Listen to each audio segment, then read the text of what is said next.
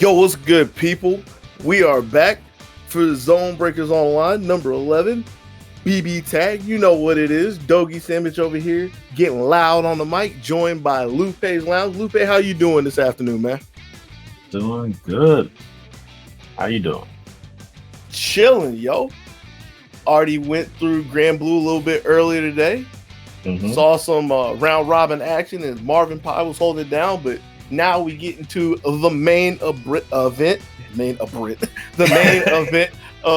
ZoneBreakers. You know, I had the bees on deck because somebody about to get bust up. And we waiting for our first match. Already got it lined up for you before I even tell you who it is. It could be one of the 12 competitors that we got going because we still stacked up here. A couple of people got scared; they didn't want to come back, but we have some new bodies to fill their places. So looking to see who's gonna wind up at the top at this long race at the end of this double elim bracket. Now, the first match that we should have coming up for you is going to be Chunko going against Blue. Yeah, we saw them play earlier in Grand Blue. I should say. I was watching. You were commentating. I mean, I saw it too. We all saw it. I think they were both playing Grand in that. Yup. Yeah. But looks like Chunko's rocking the R.O.B, which is another box character. Right. And Rachel, who is Rachel on the box? I don't remember Rachel. I want to say she's like on the extended box. She's not like the main 4 on the box, but like if you put the main 8. But if you have like 4 per the main like 4 series, yeah, I want to say she makes it into that 4. Okay. But still, that's far from what we see out of Blue, who strictly plays in the diamond of main 8 characters, looking like he's going to be playing some more Narukami and Hyde. Now, I do have to point out, and even though this is second time we've seen Chunko today, second time we've seen Chunko in ZoneBreakers Online, this is their first time in BB Tag. So let's see how well they're going to square up against Blue when they're going to have to take down 2 of Blue's characters. Right. A little bit of a different story when, you only have to worry about Graham trying to run in from the front. This time around, it's going to be Narukami in the front, possibly Hyde in the back. I guess Narukami would be the one getting to the back, right? Diving in with the line. See what them sandwiches tasting like. Speaking of sandwiches, we playing for a little bit of sandwich money. I'm always a little late to get to this, so I'm not going to go too far into it. You know what I'm about to say, though. Matcherino event. We'll get back to it in a second, but if you want to try to slide it in between games, your code for this week is ZBTAG11. We made it to 11. Links are in the chat for you. I don't pull my punches. Don't hit them just yet, though. We got games going. Not a problem. Don't hold back on my account. Persona. Team Pro Tag power over here. Narukami and Hyde. That's Blue's team. R.O.B and Rachel. That's gonna be Chunko's team. Can't escape from crossing fate. See what the round starts like. Back away. A lot of power emitting from those 2 characters. They ain't trying to mess with each other out the gate, trying to see what's happening before they get their hands dirty. Not quite a happy birthday, but he did clip the assist. Right. Blue's got to be pretty careful over there. Can't go too far as both the rods are sitting there, but Rachel's not going to get a chance to use it. She bursts in and gets exposed by a 2B. 4P as well and gets thrown. There's not going to be a burst in time, so if Blue wants to get rid of this Rachel, it's all his call. Has all the meter to do it. Looks like go ahead and that's dump legit. it. Why not? She literally planted 2 seeds and went on her way. For sure. This is definitely a rough spot to be in, but he's definitely got the character that could do it. He's got the resources, though. That's more the thing, because whenever Chunko decides to pop the res, it's not going to really be anything to write home about. He's got a decent amount of life to get back, so there's a lot of EHP to work with, but he can't be making drops at any point in time. Gets a 5C though. Okay. When expecting Blue to text to the corner, Blue texts out, wiggling out in this res. Dangerous spot. Like that choice. Heads up play by Blue. That was good. That was a good fight. Had the reaction seeing Chunko res in the air, go ahead and slide Narukami in there with the 5 feet or slide to the other side, force the sandwich, and get a nice tasty snack out of the first game.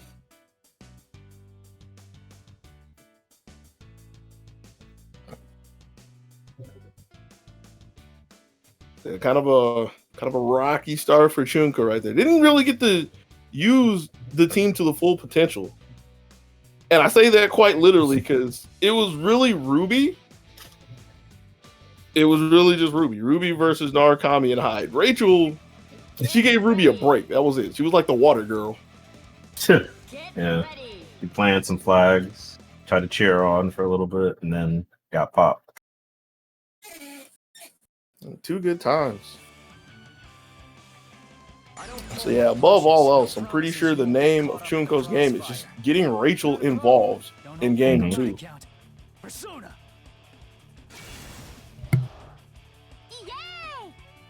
Yeah, hopefully they can get something going. Wonder, are we still going to see the defensive, respectful play at the start? No, we going in. Oh, we going in. We got time to wait. Ooh. Caught the recovery on the gunshot. Yeah, Rachel didn't have the right coordinates for the cannon fire. That could have been really helpful right there. Yeah, the trade DPs there. Blue gonna push the issue with the CC going low the first time. Good. That was a bit of a flip right. Yeah. I have to imagine that was supposed to be like a lion swap as well. The way a bit of an error that Blue didn't need right there. Rachel did George. Okay. Even missing the chair, a lot of the damage has already been done at this point, and Rachel is off to the races. Lost a lot though for trying to go in, but R.O.B. to save the day. And it's really unfortunate for Chunko to get clipped right there because you saw how far they were going to try to get away from that. Got clipped on the backside in the corner, left in the tricky situation. I don't want to call it a literal unblockable or even a hard to blockable, but it's not every day you can take one of those. Narukami coming in after res, untying the shoes with the low, but bit of a drop. Yo, that's a 2-for-1. Oh, that was a happy birthday? Oh. Yeah. And I get the idea. I don't know. Like, I blinked and I couldn't tell if that was TK super. Because Rachel recovers faster when she does that super in the air. I should know what it's called. I like Rachel. I play Rachel. But it's a faster recovery in the air. So that's a kind of feasible thing to do. But you have to make sure you're in the air. Gotcha. Like it is actually plus on block on res if you TK it. Oh, really? It's one of those did you know things. Gotcha.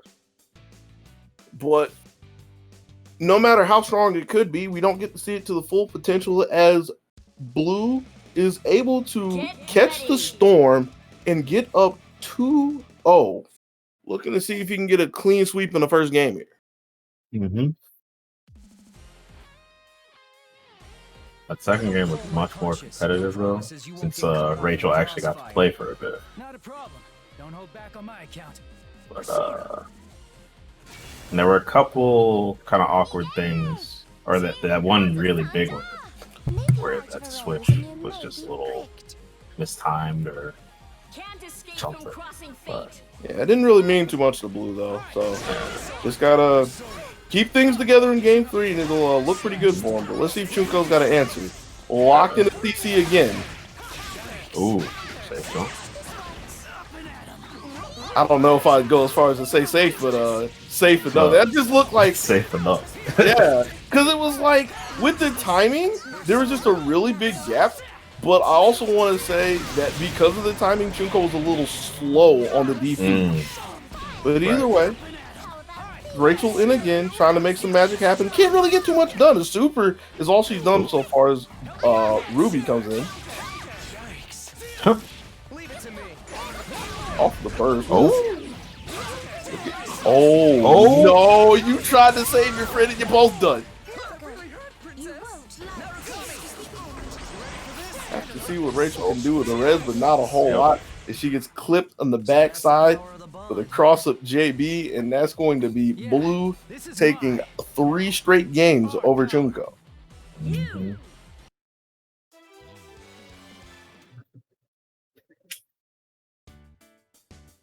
It was just Blue being a rock for the most part, fairly solid, fairly sound, and the bits of times that Chunko was able to start making something happen, there was never like a full conversion, if I remember correctly.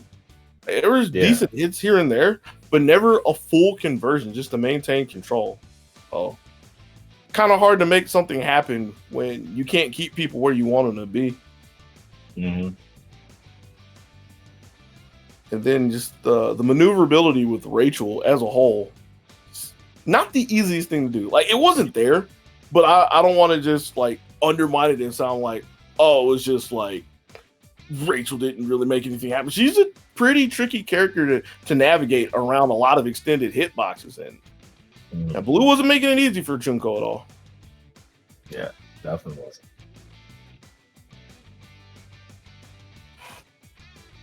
But our next match, who we got up next? We got Teen Ryu versus 8 Izzy coming up. It's looking like we got Izzy playing the Susanoo S team, and Ryu's hovering 9. Lene.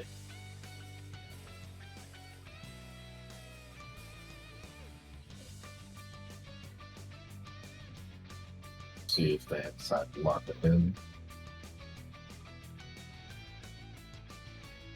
I was just sitting here digging to see if these are some entirely new faces. Hate Izzy, aka Ishtar, been around before, so not the first time. Want to say this is the first time they have played Susanoo and S.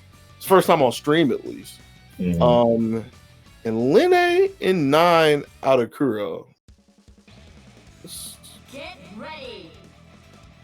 I mean, it's a character that can, put a 50-50 on somebody and then tell 9 to make some magic happen.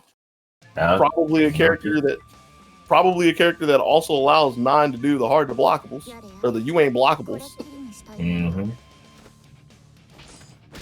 Such blasphemy is worthy of that 9 does have access to those solo as well.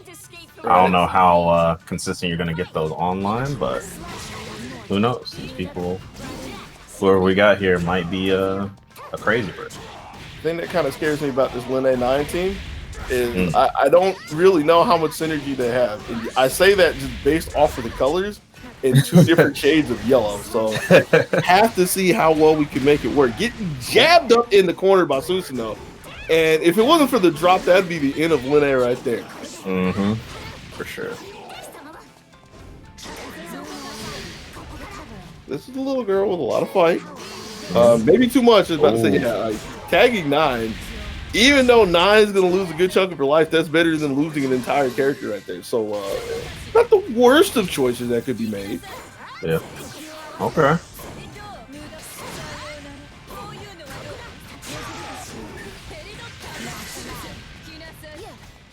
And that's coming back in. Or that's coming in, rather, to save the day. Taking a throw. There's going to be no burst behind this, but since it's a throw, not the most damaging thing that can happen. These drops. Yeah. It be like that sometimes. Ooh. And just to catch up super. Okay. Throws people this first. Solid punish. Ready for it. Yep. Good stuff.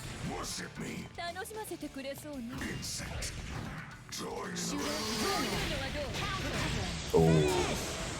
Yeah, and just caught the landing north for Karia to really go to get away from the Susanoo. That's going to be Izzy's first game. Looking real good.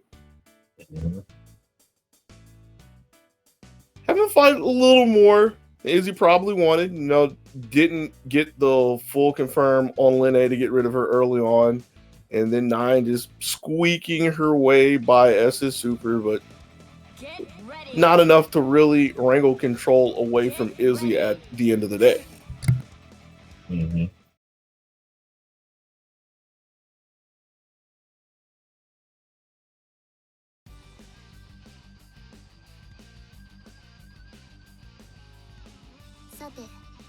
You're all can't escape from crossing fate.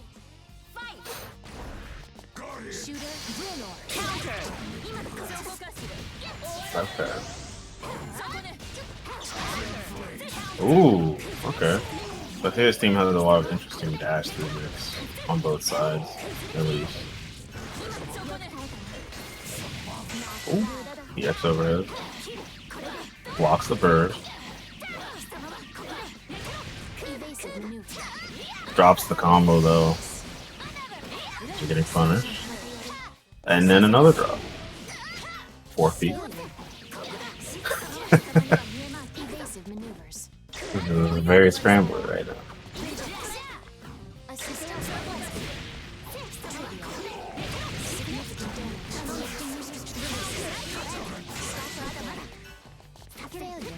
Oh, tries to grab, but dashes through it. Finishes her off with the super.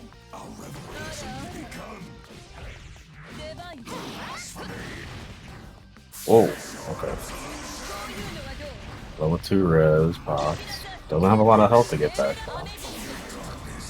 Super? Good stuff.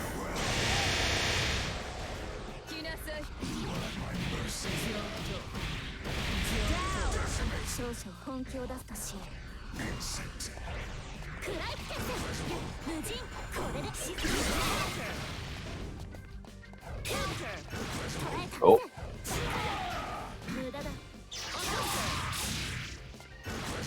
It's all through.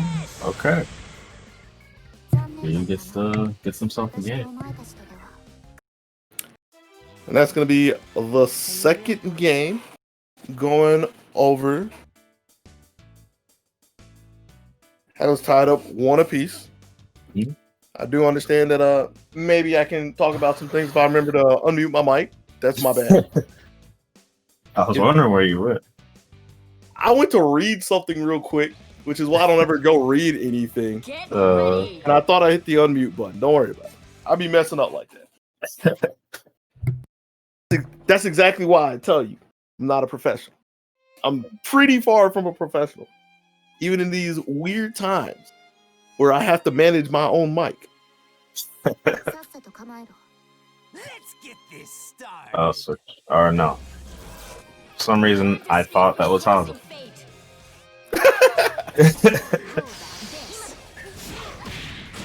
Ooh, oh. She's so small, dude. Mm-hmm. She gets to hide behind 9. Yep. Mom, help! And we need to call 9 again. Probably on the next one, because like the damage has really been done at this point. It's kind of hard to get away from that combo with a burst. Gonna need it. And I'm surprised that 9 was able to get in through all of that, but she made it. Yeah.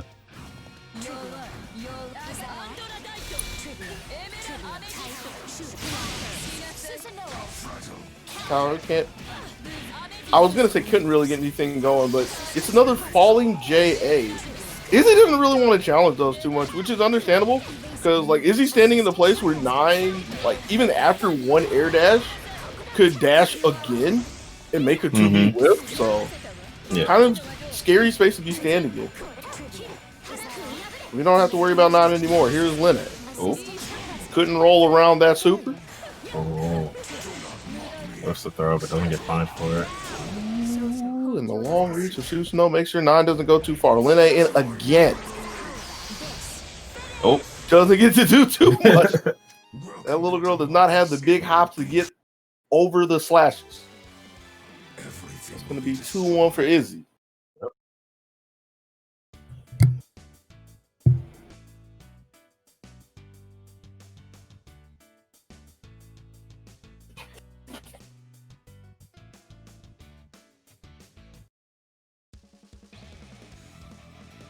We're just going into game 4. This is still really possible for Tenryu. Really, really possible. It's just like being able to get solid confirms out of these sandwiches, because there's so many times Tenryu was able to get a sandwich like either like into an active switch or full CC, but the damage just isn't there after the fact. Like haven't seen any big damage out of 9. Haven't seen any of the hard to blockables that we were talking about earlier. Linne's not the most damaging character, not like in a practical sense. This is a chance right here. Yeah, case in point. Like the hits are there, but you got to go all the way to the end of the road. Goes over the top with the overhead, but it's kind of a hard one to convert. Yeah, with 9 being so far away. Right. But all that being said, this is looking pretty good for Tenryu, though. Like, Susanoo's almost gone, and that's going to be it, getting the 2-for-1 deal. There's no way for S to come in at this point. And if it wasn't for the auto tech, that could have been the end of S2, but buy one, get one. It's a happy birthday. Everybody likes getting gifts on their birthday, man. Oh, nice roll, dude. Just don't cross the box back there. Kind of surprised me to see it in a game in 2020, but Linne able to squeak through S's defenses, leads to a super, gets the block on it as well, and nice bait. Threw that all the way out in the lake and was ready for the bite. Reeled in the 4th game and trying to see who is going to catch the big fish at the end of game 5 and move on to the second round of winners. Get ready. This one's for all the marbles. For all the fish. All the Swedish fish? Whatever fish you like. Swedish fish, catfish, bass, salmon, tuna. Bow down and worship your god. You can have whatever you want with it, but you got to get it here in game 5. Here we go.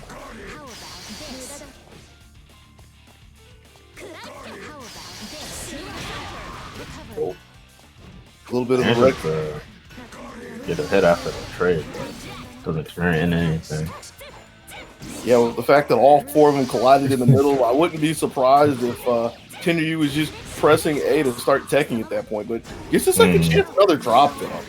Yeah. That drop wasn't so much, but giving up a 2-for-1 deal means so much more. Especially the Susanoo. Yep. 9K meterless into the CC. Oh, you're gonna keep this train rolling. Not quite enough, but a ton of damage to both characters. Yeah, like, that's the kind of drop you don't really care about. That pretty much set the tone for the whole round. Of course. Yep. You don't need to do too much work tonight.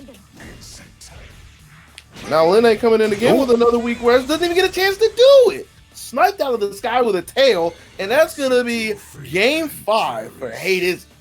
Susanoo S win.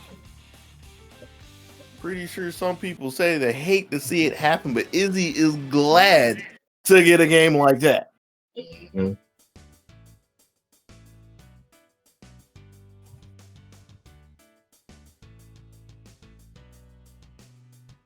Getting some of them good games back here, man. I was getting kind of scared with the first 3-0. I didn't want to see people getting swept up too often round.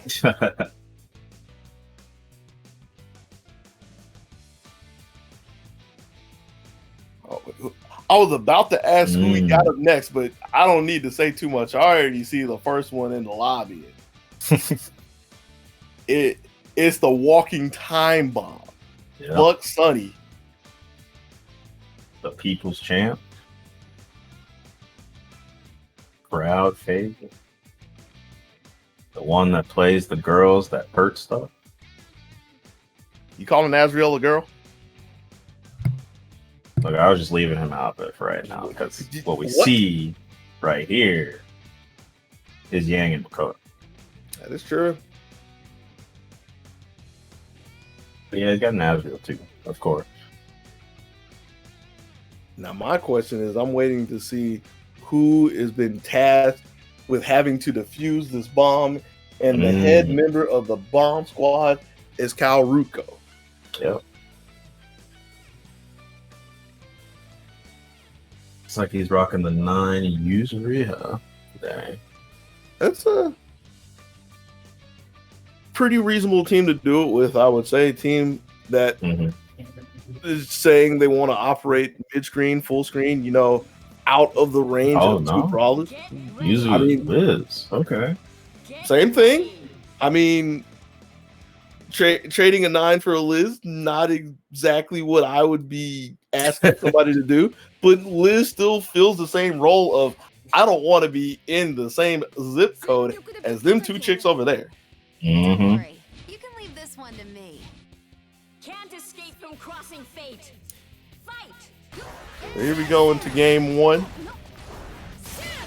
Sonny already finding his way in, not really cleanly, so gets mopped up by Liz 5P, but doesn't let too much damage happen before he goes into Makoto. 5P again. Into the sandwich Cal got for this. Swap 5P. Yeah. Into the try to go for a DP and missed it, or possible. Alright.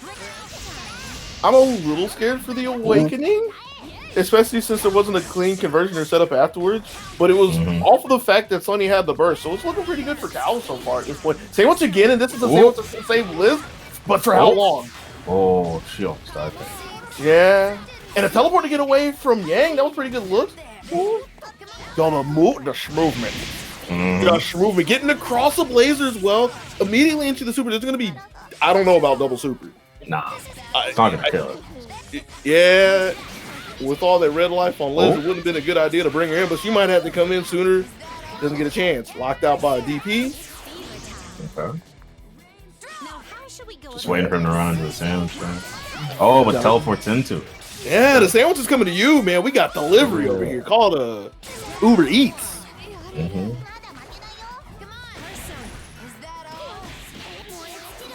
Oh, yeah, Sonny's not going to let this happen again. Oh. How did Liz get out, though? I don't know. Oh. All right. Okay. Yeah, that's not the ending you're really expecting to a match like that. But I guess that's a super that, like, only hits one character? Or maybe it was late. That was really... I thought they were both done at that point. Yeah, it must have just come out late enough that she fell out, I guess. Because Yuzu was behind her, so if it only hit one, it would have hit Liz. Yeah. Either way, like, the results are still the same. It was just not the ending that we were expecting at that point, especially just throwing Liz before she gets a chance to res. Yeah. Let's do this. Can't escape from crossing fate. Fight. Okay, sticking with the Liz team. And Cal still stepping forward. No punch. Oh, definitely punch. Definitely. Crucial drop, though. Yeah. Crucial drop for 2 reasons. I mean, that was the second chance that was given up by Sonny, and that was one on a DEP as well, so there was going to be no chance to save Yang. Makoto coming in, gets clipped. Could have been a lot worse, but a lot of crucial drops on Kali so far. Still in control. And this is going to be a good one. It has to be careful with Sonny, because there's 5 meter over there. Should be the... Could have been the end of Makoto. Yeah. Seems like maybe it was trying to wait for the burst. Possible. And just instantly kill Yang, but... I mean, it's still going to be a feasible thing to do after the next hit, especially with 5 meter. Just needs a super, doesn't get a chance for it. Here's Makoto again.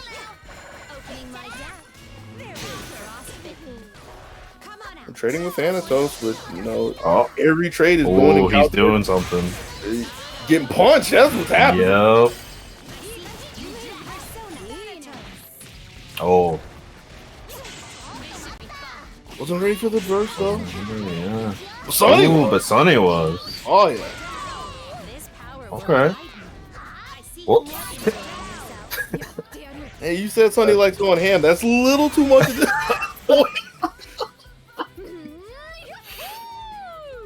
I'm not mad at that.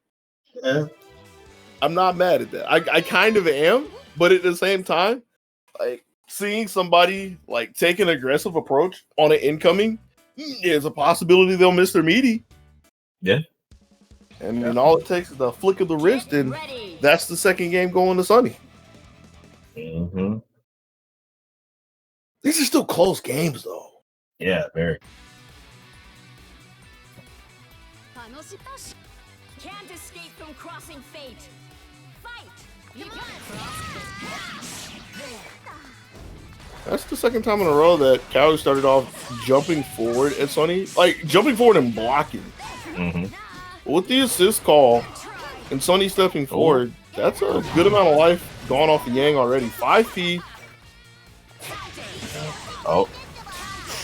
Ooh. Yeah, this one means a lot. Yeah. It's the full conversion. Corner carry is the more important thing at this point. Taking the sandwich.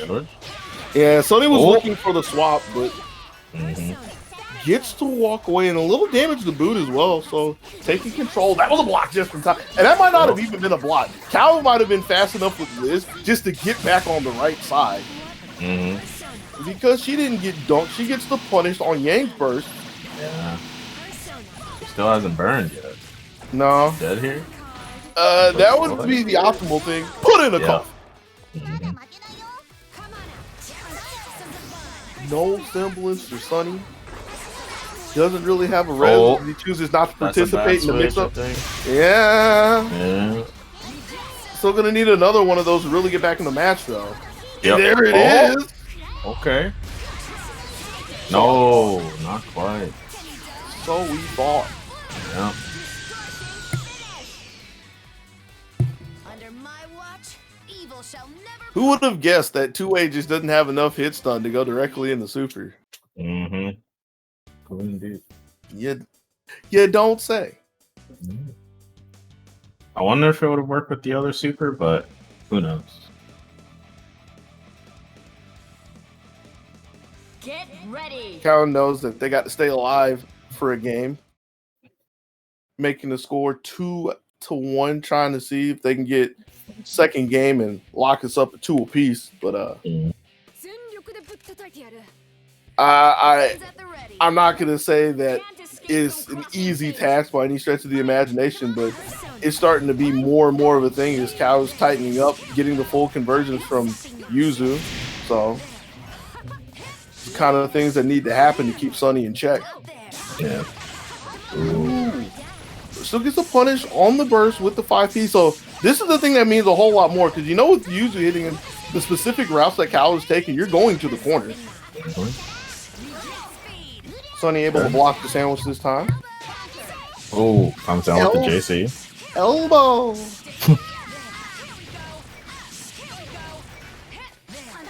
Full conversion. Same front side.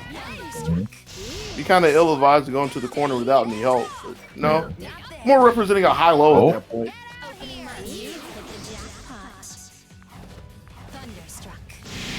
Sandwich. And that was the slowest sandwich. I mean, that's just like images that precede unfortunate ends.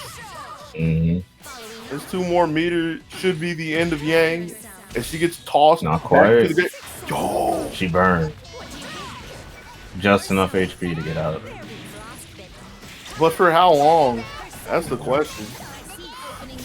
Kodo slips off. Punches Thanatos and Liz, but it's kind of funky for Sonny to really do anything with. Yeah. Now this is a really rough spot. A 1 res. Yeah. Cal's speed, but it's got the damage. Ooh. Yep. And then just to close that one out. A little too gung-ho. And Cal's ready with a 2B to shut the door in Sonny's face in game 4. 2-2. Going down to another game 5.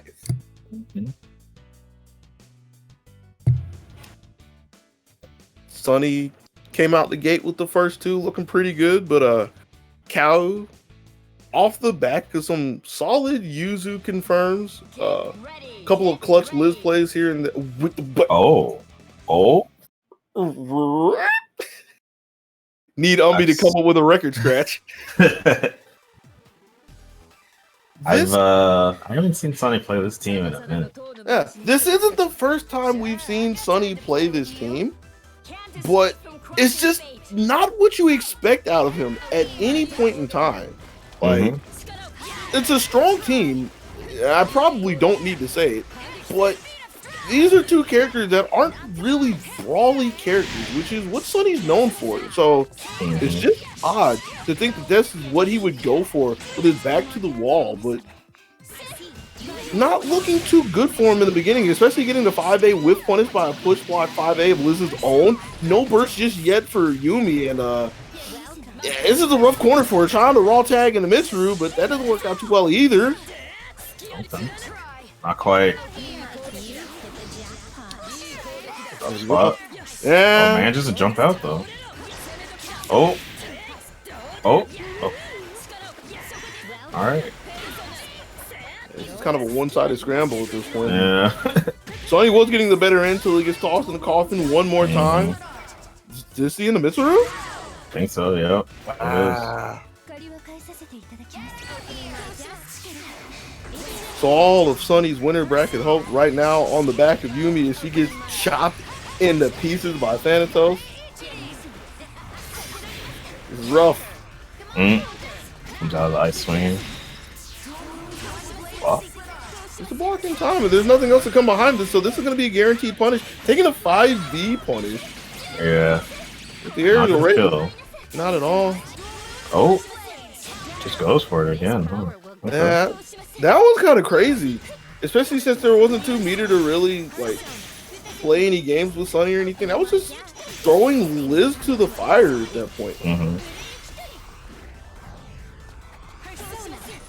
Let's say Liz is she's here with the res. Two. I can't remember what that button is. I know it's low. She hit the length. If bombs are our power, then perhaps you and I. But Ignore me.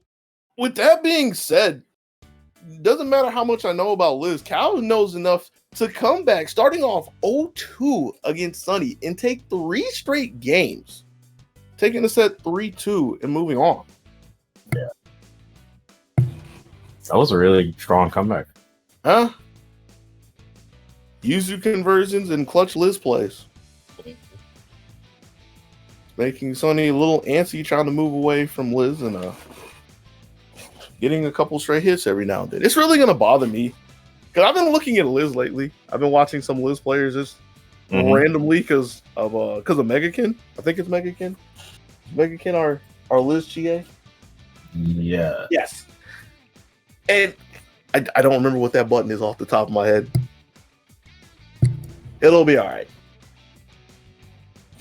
It'll be all right because it looks like we have a second. You know what that means. We haven't talked about it that much at all today.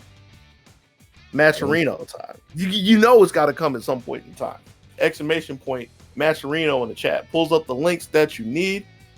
Your code for this session is ZBTag11. Made it all the way to 11. Go ahead and sign in with your favorite social media.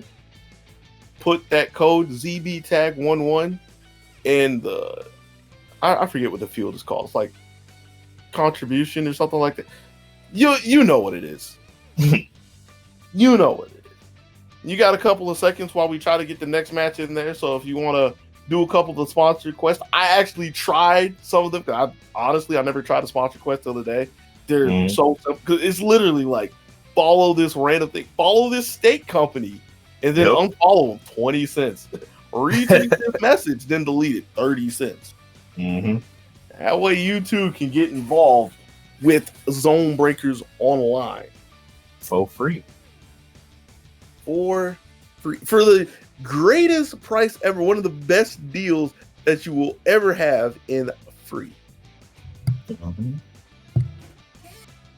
But jokes aside, still got to give a big thanks to everybody who's chilling with us today, chilling with us in the future. Whether you're here for the matches, whether you're here just to the hidden ignorance that comes through the earpieces.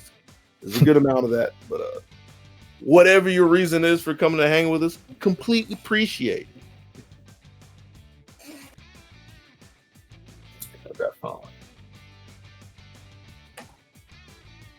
Yo, check it out. New face. Starry Sky Day. Mm-hmm. All right, just real quick, everyone.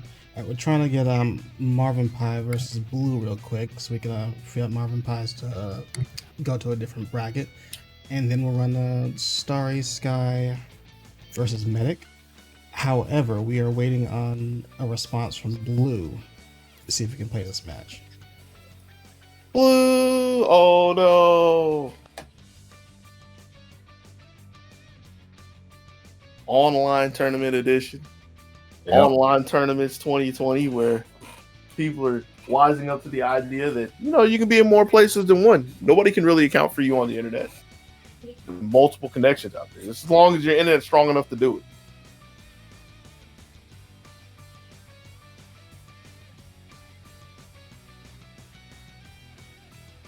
It looks like it might have got us. You're mumbling over there. What's happening? I'm just seeing that it looks like we caught Blue. And we got Marvin Pie. Okay, Marvin Pie's already in the room. Okay. So we're just waiting on Blue to hop in, and then we can go ahead and grab this match. Is that a Marvin team? That ain't looking like a Marvin team to me. That's definitely not a Marvin. It might be a Marvin team today, though. That is team I want to test something in trading mode. So these are my W's. Yep.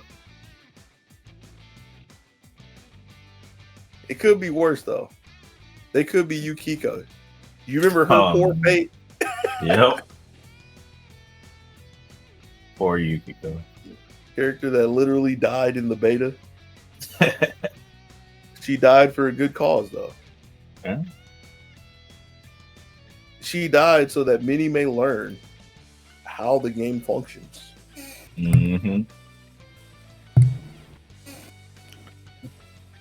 So Marvin was the first one in here, but Blue came in ready. Like, I didn't know there was an auto-ready feature in this game. Huh. Yeah, me neither. All right. This is the real Marvin. Ready.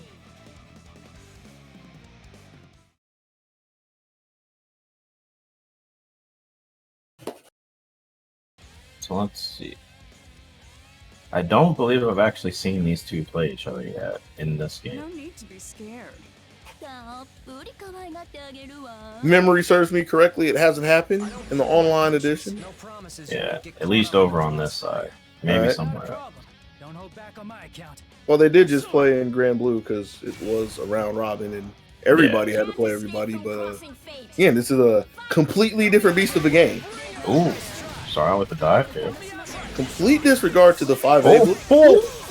Blue's kind of matching off the mark with the Zeo card, but keeping up to speed for the most part. Got tagged twice though, so he's gonna need 2 to come back. But forgot to bring his helmet to work. There was nothing but overhead for the past 5 seconds, and Narukami's already gone. Alright. Let's see if this level 2 Resonance Hide can do something about this. This is gonna be pretty rough. Yeah, 5P in the back isn't a good way to kick things off right here. 2A as well. And no. No. No fun zone. You really thought you could stop me? Well, that's cute. 9, living up to her name, 9, the Phantom. It's literally appearing in every corner behind Hyde. But it was a really smart way to dispatch Blue at that point. Because it's not like you want to leave him with like a set opportunity to res. And with the way that Marvin was attacking at that point, like if Blue decided to just hold res, that's just a green light for Marvin to take one more dash, call Hilda to force a sandwich at that point. So, pretty systematic way to break Blue down at that point. Yeah. I'm receiving word from the clouds No need that to be scared. Marvin and Blue play a lot in tournaments in this game, apparently. Can't escape from That crossing wouldn't fate. surprise me. Like Yeah. both of them are pretty avid players. Marvin just winning ESL. I wanted to point that out at some point. Oh, yeah. I kind of forgot to until now, but I would be surprised if Blue didn't enter ESL as well. So Mm-hmm. Yeah, they both seemed like the type to kind of enter everything they can. all right, jump in and teleport away from hide. The low hide 5A. That was pretty good, but not enough to get away from Blue. As Blue forces Hilda in on the back of a burst. Okay. Random nails. Are those nails? I don't know, I'm just calling them nails. Fair enough. I always saw the swords, but it's like I guess nails would actually make sense for Hilda, you know?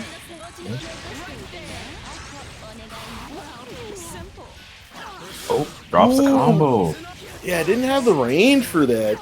Looking for...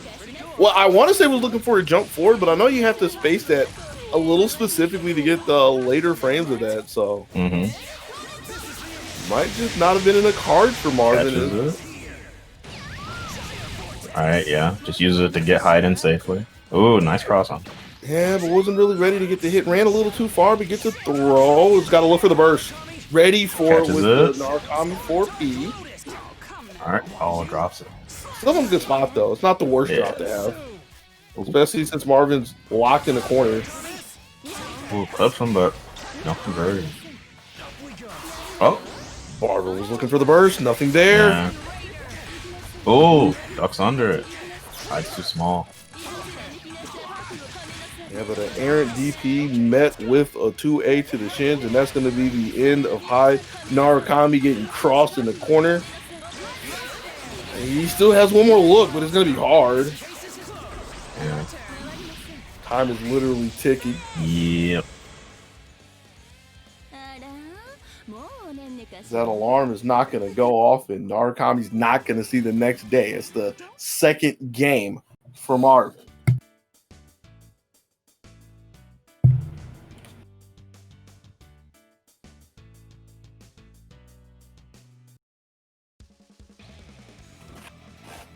Get ready. Get ready. What you thinking for game 3, man? What am I thinking? What you thinking for game 3? How possible is this for Blue? I think this game is definitely possible. I think the full set's a bit different, but I think this game is definitely possible. He looked alright the last one. Bring the starter back from the beginning. JC immediately over Narukami 5A, but yeah, not really rattled by that. Gets the pickup. A little too far.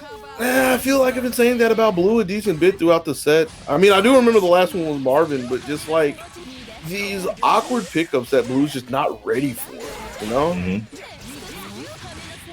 Push block skewer. Long range. And just had the timing on that. Not sure if Marvin was specifically looking for Narukami to come in, but you know, sometimes it's better to be lucky than good. Okay, clips him with the 5-3. Alright, cost flash. You get the safe jump off first. Right. Ooh. The defense was looking good to the end as Marvin was trying to press a button to get out, I believe. Got caught counter hit and that call for alarm and telling Hilda to get in there. Good time nonetheless as Hilda's able to get the side swap. A couple of 5As as well, trying to see if Blue's going to flinch, and there it is. Oh. Blue catch it.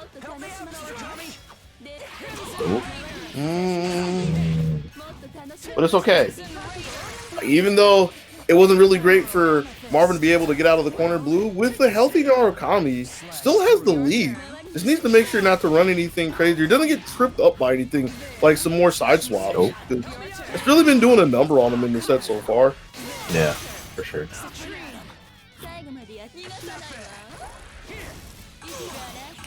Whoa, that was very ballsy. Yeah, didn't have the distance for it, so High's going to have to come in. Gets cleaned up by Crimson Raider. And Yeah, now it's down to Narukami again. But Narukami has the res to make this work. And they're gonna doesn't close even with the pop fade up. away. Yeah. Fade away, J.A. to save the day. The sooner you realize how powerless you are, the better. Well, Marvin ends up taking it 3-0. You know how to pace yourself. You break Those are 3 close games, though. Like, Yeah.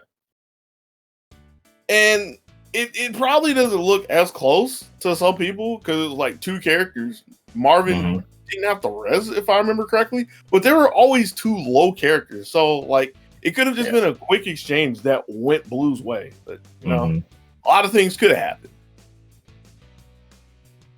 Yeah, that's definitely true. But now we're gonna have Medic versus Starry Sky Day. Starry Sky Day is rocking the double Naoto team. Very cool. Oh dear. Yeah. Medic's rocking team Sky Boys. The Seth Yosuke. Quad scythe. Quad dagger, excuse me. Quad scythe. Yeah. I'm over here thinking, man, my brain is gonna be so scrambled trying to keep Shirogane and Kurogane separate. Mm-hmm.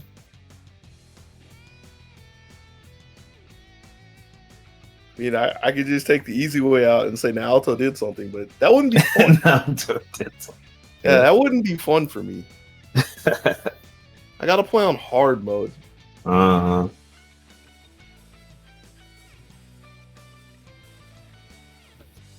Team Naoto, though. I imagine some people play this team, right? Yeah, I've heard people say this team's pretty good. Pretty strong. Pretty Can't good. say anything on my own term. On my, like, you know, I don't have any knowledge of it myself, but I've heard people say that this is one of their best teams. Like for both of them? Yeah. Huh. Or at least for Naoto Kuroga. At least for him. And That makes then sense. I know he does a lot for Shirogane as well, from what I hear.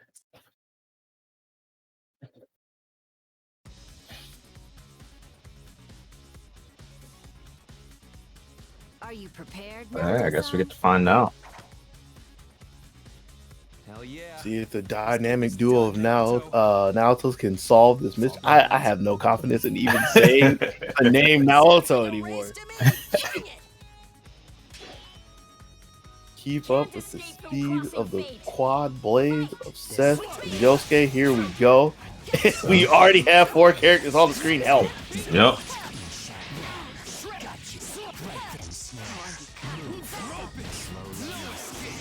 Oh, cross-combo. Yeah. Doesn't quite keep him down, forgets about the orb. That seems to be the name of Seth's game, especially in ZoneBreakers. Is a lot of people forgetting that an orb exists on the screen, so it's something to be very mindful of. Yeah. Gets down in time, gets the 2A intercept, and make sure Shirogane can't come in and make anything happen. Seth again with another orb. Can't really get anything, but the Naoto's looking to get a CC. But that's a CC, yeah, that doesn't really do anything, especially if you're too scared to move in with Kurogane. Ooh, yeah. EX Vintage tries to take his turn afterwards. Picked up from the drop as well, so this is looking pretty good, but the timing on that was looking to close Seth out. Oh. Okay. It's only okay for a second. Oh, no confirm on the counter hit. Was looking to try to get the pickup from the late moonsault, but didn't get the A out in time. But gets a second chance as Medic. That should be it. Yeah. Yep. Keep it simple. 4 meters. Well, you know, this has been on my mind. And this is something that like I'd have to like be forewarned about. A lot of people aren't rezzing today.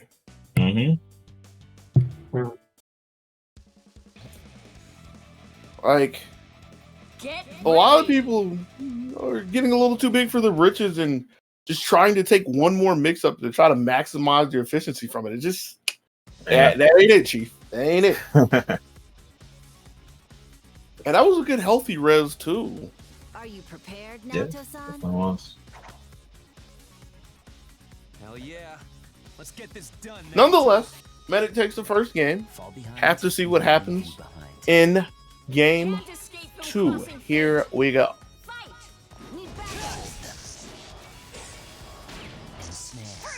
Medic holding on to Yosuke to start things off. Doesn't want 4 characters on the screen again just yet, but has to go through the minefield of Shirogane.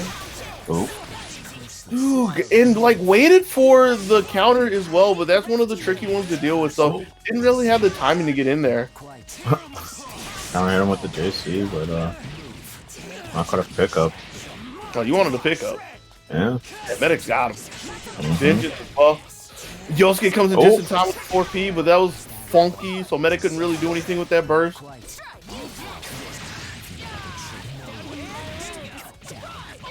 Gets another hit, gets another confirm from the EX Vengeance starting this off. Woo! Didn't touch anything. Yeah! And even though there was a little bit of a chance for Starry, there wasn't too much as Medic was able to pick up another fumble again. Gets to the backside with the move. Woo! Told you this wouldn't end well. This is looking pretty rough. Yeah. Just trying to match the speed of them. And I mean, I like the idea in the beginning, just, run the trap game of Shirogane. But it only works for so long. Yeah.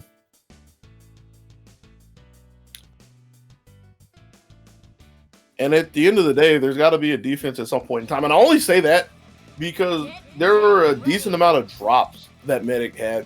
But they were drops that didn't mean anything because they were able to, immediately, turn it into a reset practice. Yeah. So, Starry's got to be able to get a quicker reaction to situations like that. And if nothing else, just, shunt Medic away with a defense. And possibly try to scramble as well. Don't know how well the scramble idea will really work with 9 since Starry switched to Seth 9. Maybe Seth. I don't know how fast the button. Ooh! Okay. Didn't even need cross up for that. This gets the fuzzy.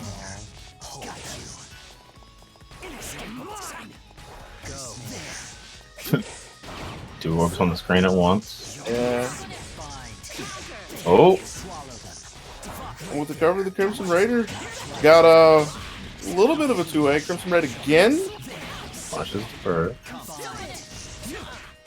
That's goes for the reset. Yeah, tick throw. Or the tick throw, yeah. It's technically a reset since the 2A hit, but Starry was looking for the 2A hit, Yeah. Wasn't looking for the moonsaults either, but because of the height that Medic was at, didn't get the pickup on the first one, gets the throw to start this off. So, again, not going to be the most damaging. Oh. I don't know. Looks like a bit of a mistake. Yeah, I don't think the Vengeance was supposed to hit there when Seth came in for 5P. So I threw off Starry's time or Medic's timing. Gotcha. Ooh, gets the throw. Should be a dead set. Possibly. Probably. Why would I even think about it? We've seen how often Seth bleeds around. He's lucky to get hit more than once today. Ooh, slime. Trying to be tricky with the moonsaults. And just get there with your eye. Just putting a lot of noise in Starry's face, making it really scary to try to get out of the corner. Holding res, so. Oh, tries to be tricky with the cross unders. I think Medic tried to look for a throw again, even after the cross, which is pretty witty. But yeah, Starry wasn't having anything to do with that. Oh.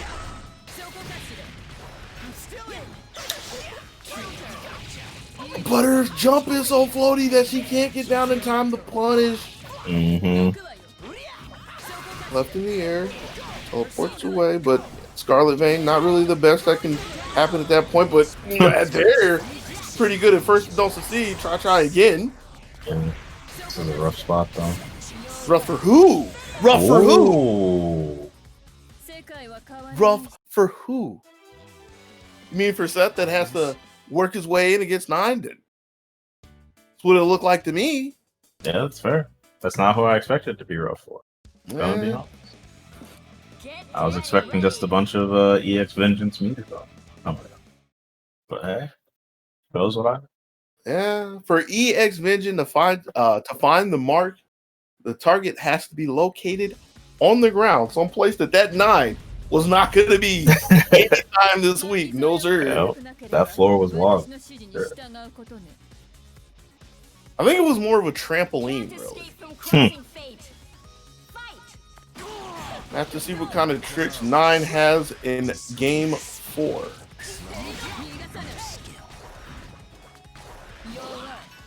Jay, just to make sure Yosuke doesn't go too far. And this is going to be a full confirm. Ooh, and gets the punish on the burst too. Yo, let's go. What's the setup going to be after this? It's got orb there too. It's going to be a lot of stuff on the screen. 5C. Extra assault. Wins the bar for the kill. Things have turned around for starting in this set. Don't really need to say that's the first damage they've taken this game. 2A as well, but yeah, it doesn't mean too much when there's a 9 ready to burst in.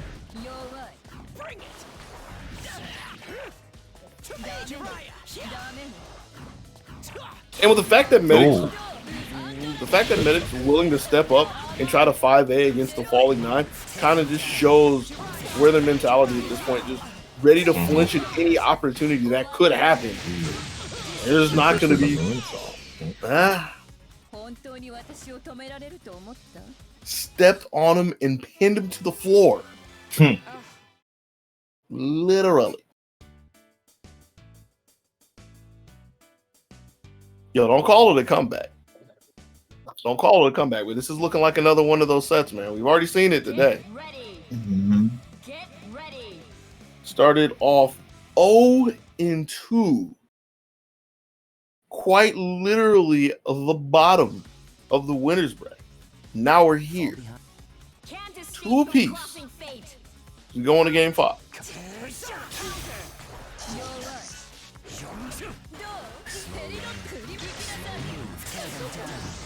Ready for it. Seen that overhead quite a few times. Medic's not worried about it at this point. Push block EX Vengeance. That's special.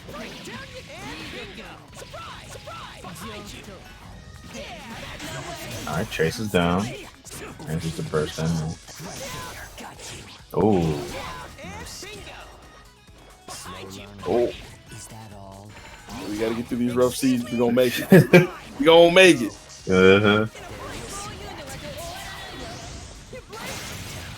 I was wondering if Yosuke got away, which he did, but EX Vengeance still flags him down. We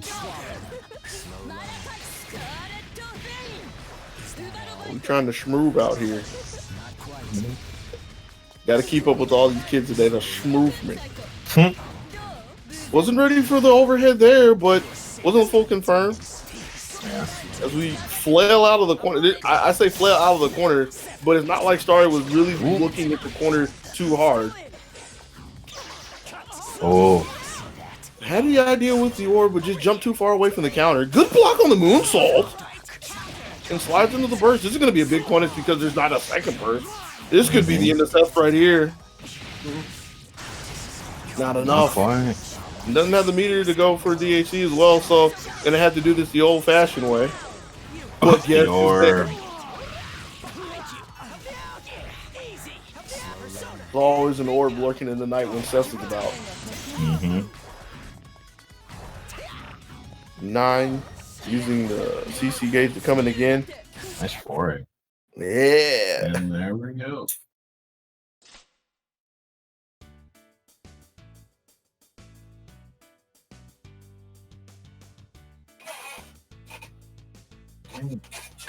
Star Sky, man, just clutch it out with the reverse 3-0. I gotta stop you. Yeah. How is it a 3-0 when you lose 2 games?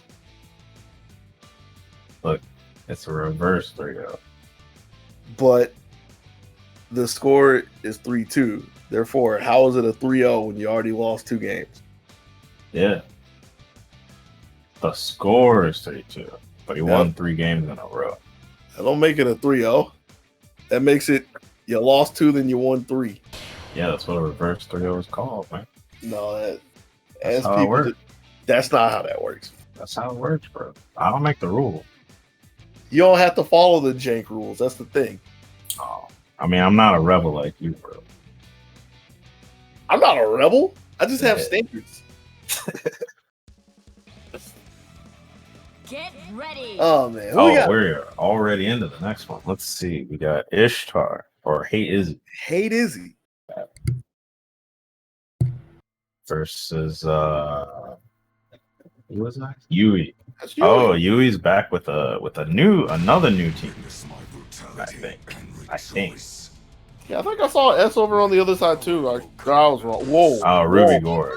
Wait. New team. I thought I saw Easy over. Never mind. Let's get this party Surprise! BB Tag 1.0 surprise. 1.0 says hello. Talk about the EX Buzzsaw or Guillotine rather. Go for the tick command throw. Gets grabbed out of it. Pretty important grab to get on Gordo at that point too, because that was try to go for something fancy to DPs through it. Yeah, that was a nice little sandwich in the corner, but Gordo DP having enough range to cover both sides, especially in that close proximity.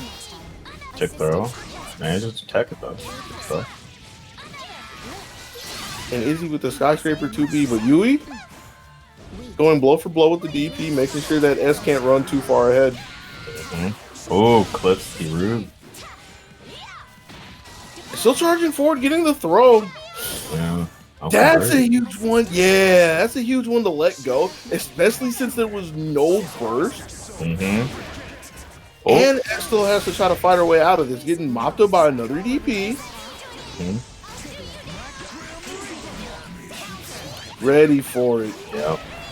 Even though that was a defensive burst before a hit came through, Yui knew that Izzy really wanted to save S. Doesn't get the biggest punish, but was looking pretty good until the S16 comes out.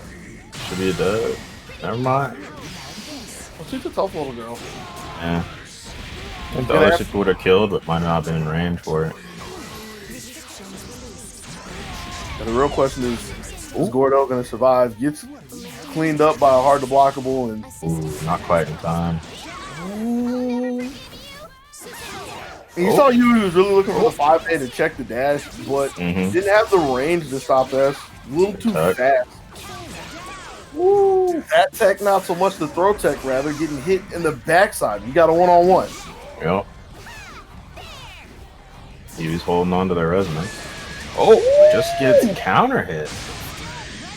Okay. Yeah. Pretty strong choice of an anti-air right there. You know, could have went for some. I want to say could have went for some invul behind the DP. I don't know if there's any invul behind the super, but do know for a fact that it is the bigger reward. Had a real good time for that. I don't think Yui's trying that again.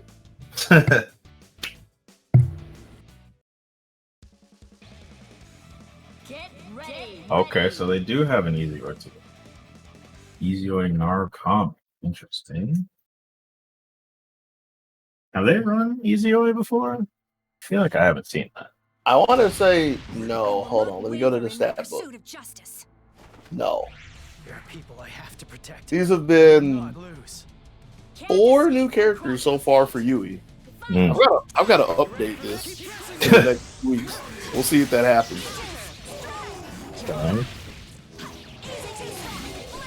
Teched right into the sandwich.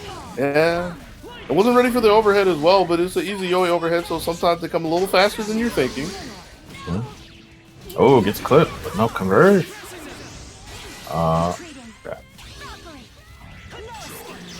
It was kind of weird. Yeah, it's kind of a crazy one. Bit of a drop, though. I say a bit of a drop. That's a big drop. Yeah. Oh, that's in time. Yeah. Yep. Able to thread the needle with that super good looks from Izzy. Didn't have another one for the air dash, though. Okay. You play some blocks. Oh, but then I shouldn't have said anything. I mean, the first one was good, but it's one of those you can only block for so long scenarios. Yeah. Oh, ran out of the way of the teleport. Man, it's funny. I don't even think that was on Izzy's mind as well. The 5D, no confirmed from that, but could have been looking for a burst at this point. This is a chance to use. Oh, killed Izzy with that. Yeah. Rough spot for Narukami. Already into level 4 res, and that might have been like why Narukami immediately res. Now that I think about it, because I was swapping the res. Mm-hmm. So maybe that was supposed to be CC, and they're like holding the buttons or something. Oh. Easily fielded by S, but doesn't have anything to confirm afterwards, so that's another chance for Narukami. Yeah. Step in, take another turn. Oh, DP's the throw. Alright. And the important thing to note about that DP that Izzy used to get the first game is not only was it a DP, it was a delayed DP. So both of them had it on their minds to wait a second before they played their cards. Mm-hmm.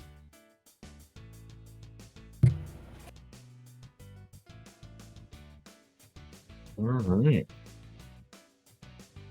So you sticking with this? No. No. Back to the real stuff. Dun dun dun. It's time.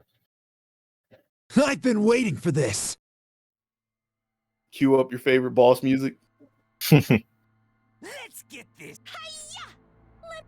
I had this idea the other day. I'm pretty sure it was yesterday. You know, it'd be a nifty little feature that they can add in for a BB tag update. What's that? If a Persona character teams with like somebody like Adachi, like a dark character, they can have like their shadow, and it's only an aesthetic. Which makes some people very upset. Yeah, I know some people would really like some shadow Chie and whatnot, but you know, just I don't think we need that. But the aesthetic would be cool. You know, Shadow Chie may not be as bad as Chie. Like we say this, but you know, Adachi's been getting the hands put on him so far in this game. Mm-hmm. If he jumped low and Izzy was ready for it. Can't really. Herculean. More pressure. Oh, get some both. Oh, JB, man, it's coming. Man, it's a big JB at the right time because there's no meter to save Susanoo from this. So that's going to be the big demon gone. S on her lonesome in the middle of a sandwich. Tries to jump away from Adachi 4P. Locked down. Ooh, not quite fast enough. Right? But it's going to get another chance. I don't know about a third one, though. I feel like they did. Alright. There. Push block super.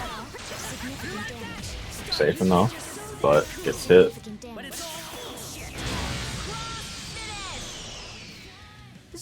That was a really interesting way to close it out. Because Izzy decided to use super defensively, that was enough time for Yui to see what was happening, assess the situation. Standard issue or standard protocol in a situation when you see super and you have your assist out, you CC to save the super, right? Or CC to save your assist. Mm-hmm. But because of S's super, she slides up a little bit. She hops up, more specifically. Right into the sandwich. Fresh out of the oven. Hot, toasty, Adachi Chie sandwich. Mm-hmm. Let me show you what I'm. And even though Chie can't cook, I'm pretty sure she can make a sandwich. Don't even need to say where we are. We're already in the middle. Not even in the middle. We're in the corner. Burst punish again. That's a big one. Yep. Big drop. But still already under half. Like, think about what you're saying. Like, a big drop, that is true, but it's a drop against Chie. Chie and Adachi. Two characters that, you know, they don't need to go all the way to the end of their combos to get the most out of them. Sandwich again. Active switch 5B. And there's 2 meter there for the crossway. Yeah. I already forget my time stats, but 22. 22? Whoa, 22, yes. That might be the... I have to go back and do that. I meant to go through and like just get a bunch of like random stats to have Jeopardy moments to fill in time. The fastest round is totally going to be one of them. It's a good call. I might have to do one just to see if people know how much time is on the clock, because I never remember. It is 180. So yeah, that was a 22-second round.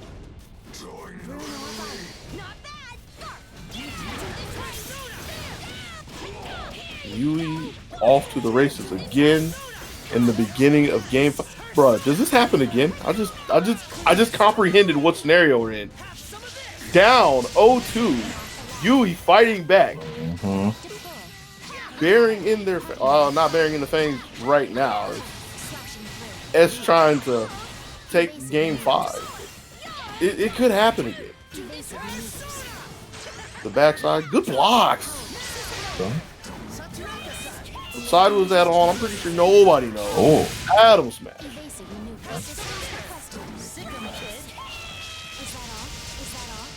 That was a nice little defense against the dragon from 8. I have to point that out just to make sure that Yui couldn't get in the. Hey, we gotta get through it. Yep. We gotta get through it. You know it's worse for them than for us. Gotta let it go. Big JB. And there's no burst, so not even needing the meter. Gonna go all the way down to the cross raid. So gone. Level 3 res. Oh, raw dragon kick? Okay. I was straight out of P4U2. That's a punish. Wasn't ready for the DP though. Counter, getting Yui out of jail. And that was kind of a really interesting one to take right there. With Hate falling into the sandwich, I feel like Yui could have really came down and just let Adachi do the work there. But yeah. Is that really all you got? And once again, we have another contender down 0-2. Decides to go to the closet, get the broom, and get the reverse sweep, taking the set 3-2. Shut up. Reverse sweep, huh? Yeah, no, I said that on purpose. This is why I tried to stress. It's kind of hard with the way I had the inflection at that point. I was taking a jab at you. It was more of a hook. Yeah. Nonetheless, that's been the theme today. Like the first 2 games don't matter. What happened in the last 3? Yeah.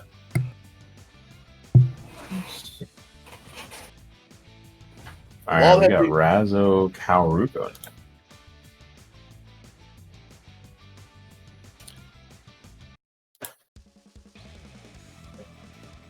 Straight into it. Razzo's rocking the Ruby Adachi. Kaoruko still got the Yuzu Liz. All right. You want to hear something funny? What's that? Did I update this last time? Oh, did I do 10? I'm assuming I did 10. If I'm assuming, I updated my stats. Razzo's playing 2 new characters. So making sure to keep the record of the most characters and probably the most teams played in ZoneBreakers Online. And a pretty strong team to boot. JA, I believe that was jumping normal from Ruby, enough to break up the sandwich in that scenario. So pretty good timing for that out of Razzo. Big safe jump, going into another CC, but a big gap, big enough for Kaoru to chicken block, but there's only so many pieces in the bucket. Yeah, Yuzu's the only one that's been hit so far. Yep. And even though definitely going for the burst, but right? managed to get a switch. I would argue that this is better because you know Yuzu's not going to burst back in.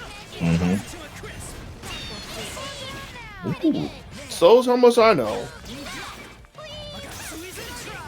And that's been the only hit so far for Cali.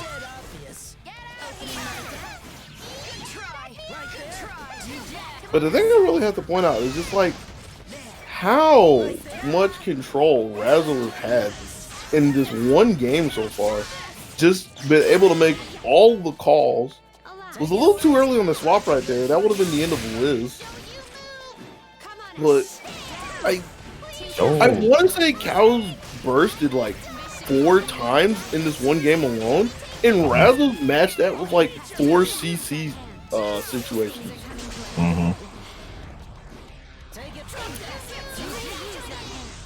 Here's another one.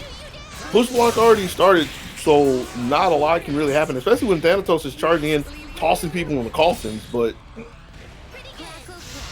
that's just an equalizer at this point. It's not really getting Karu any ground, so there's still a lot of legwork needs to be done. Technically has the lead at this point, but doesn't entirely feel like it, especially when Ruby slides in and gets a 4P.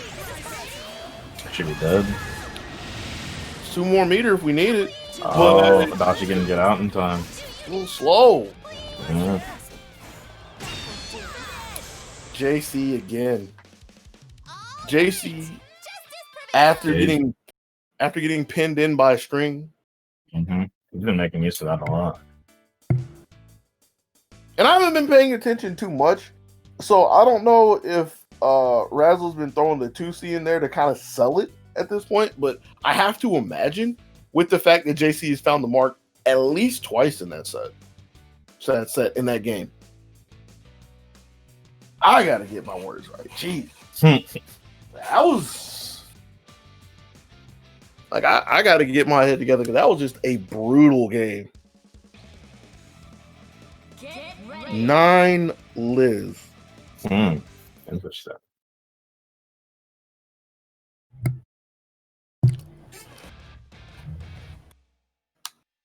There's no need to Just can't escape from crossing fate. Like I'm just thinking about this in my head and like is this rough for 9? I guess not. If you can just run from Ruby. I've heard people say that Ruby's actually 9's worst matchup, but since this is a team game, maybe you've got the power to mitigate it with your with Liz. Possibly, but I mean, there's still a lot of time to try to run away from Ruby, which is a problem. Yeah. Case in point, like, it looked like Kyle had the timing for that, but Razzle was just able to slot in a JA. Yeah. Still pressing forward. Gets the high continuation with the 2B as well. The skyscraper of a 2B. You know, as awkward as that drop was, that actually could have been a really good setup for Razzle. If he was ready for that, he could have just like took that as a sandwich. Liz in Awakening. Yeah. Trying to see if she can crawl back into this game. She's doing okay. Adachi still getting banged up.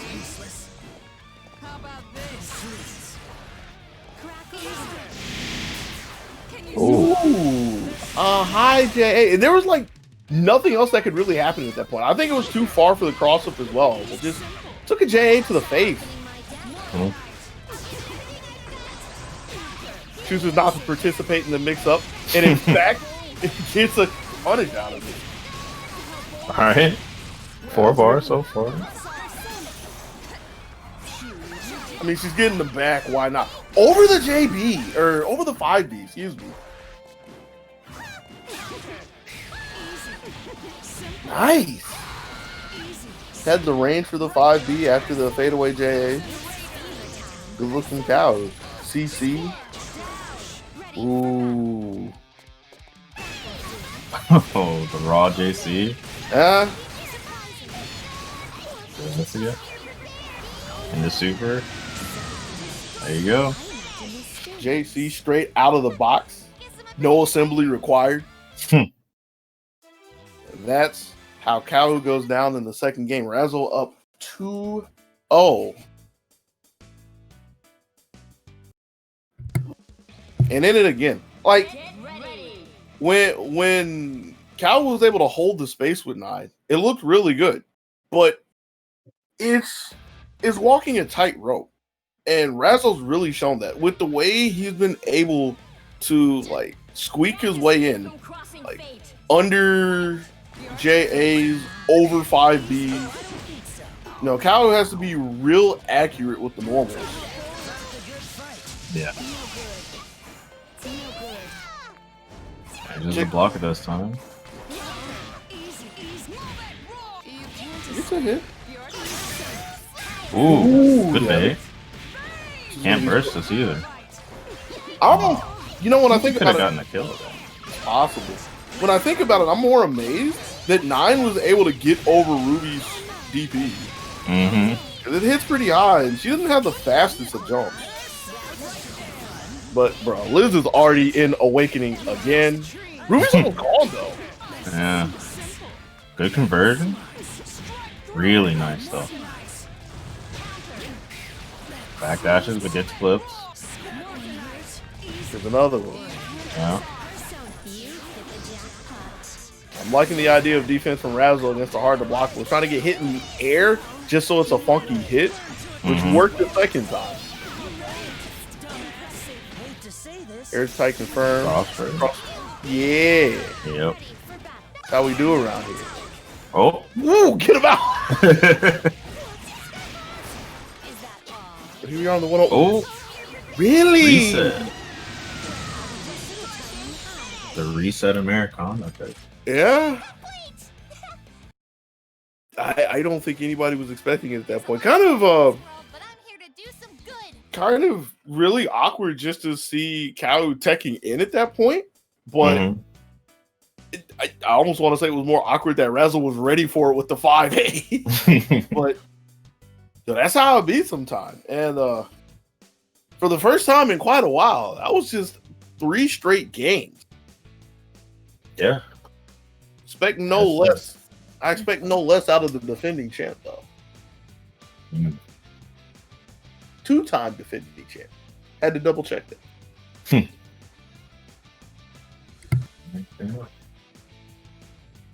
Next up, we're gonna have last match of a round 2 winner side. Round 2. We'll have Starry Sky Day coming back through versus Tectal East Side. East Side.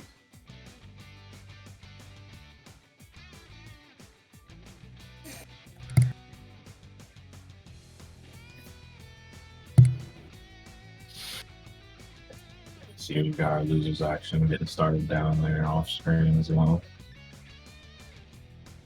What's that? We'll check in on them a little later. Sonny's making some moves. Yeah, I was looking at the live feed.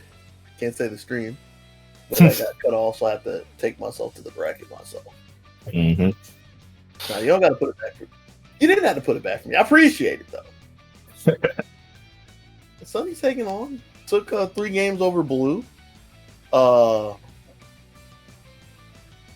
assuming Medic had to go somewhere, which is why there's no score there, but it'd be like that sometimes. Get ready. Get ready. Yeah. Man, I feel like that Sunny match would have been really fun to see. But we got another really fun to see match right here. Tectal rocking his I don't know, is he the founder of this team? Does he hold the patent on Ruby Yumi? All right, I'm not going to sit here and pretend like I know the history of teams and BB tags, but you can't convince me that Tectal was the first one to look at these 2 characters and be like, you know, they probably go pretty well together. I mean, they're 2 good characters, right? Yeah. He's a pretty prominent Ruby Yumi, don't get me wrong. And I'm not even saying that just in the realm of ZoneBreakers Online, but yeah, I don't know if he's the forefather. Yeah. On the other end, he's going to have to see how he deals with the Starry Sky Day, 9, and Seth coming in, attacking the ankles.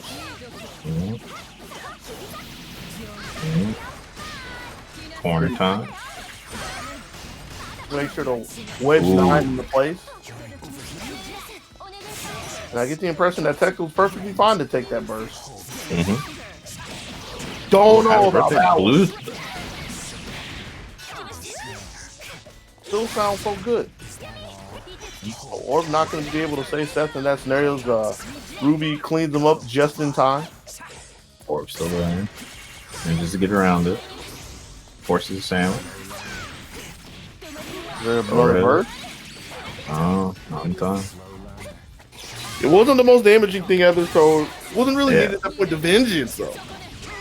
Oh. This might be dead. Should be 4 meters. Oh. He went for something fancy. I don't know if it was fancy as much as like needing to do that just to get the super. It was just a little too slow. Maybe. But either way, still looking pretty good for Starry. It's a CC opportunities. Side swap with the vengeance. But still can't get rid of Ruby just yet. Alright, gonna take to the corner with his aerial rib. Lets him out though. Tried to chase him down with the JC, but it just didn't have the range. Sandwich? No, doesn't have the meter for it. Gonna opt to use it right here. Kind of a gutsy call, but got it. I see.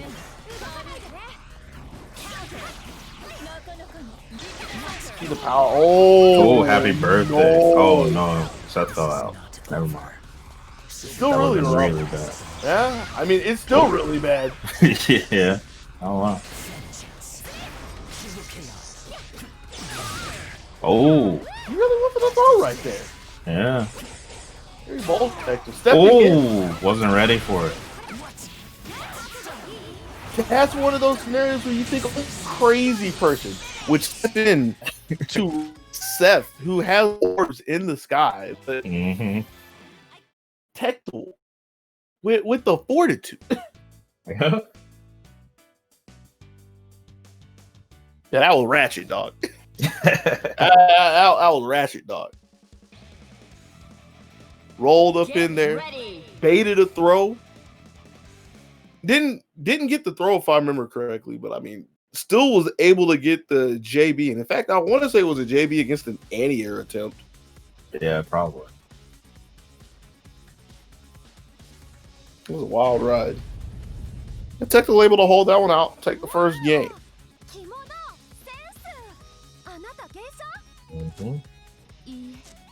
Yeah, Starry's not going too far away from 9 and Seth. Especially not after that first game. It'd be kind of crazy. Yeah.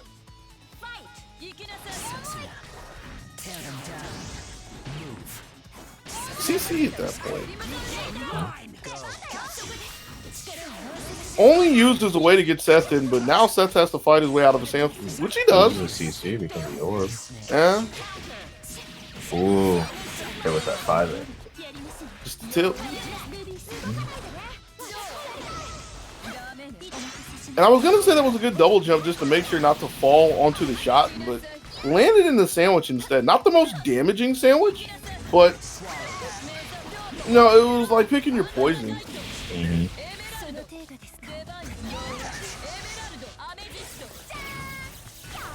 Speaking of which, Starry's opting to hold on to the CC. Let's Tectal just scurry out of a sandwich. Gonna save it for another day. With Seth out, there's no real protection against burst at that point. Yeah, Starry's in a pretty good spot. CCing right here. Yes, sir. Nice blocks. Push block, more importantly, to get away from the dive as well. Yeah.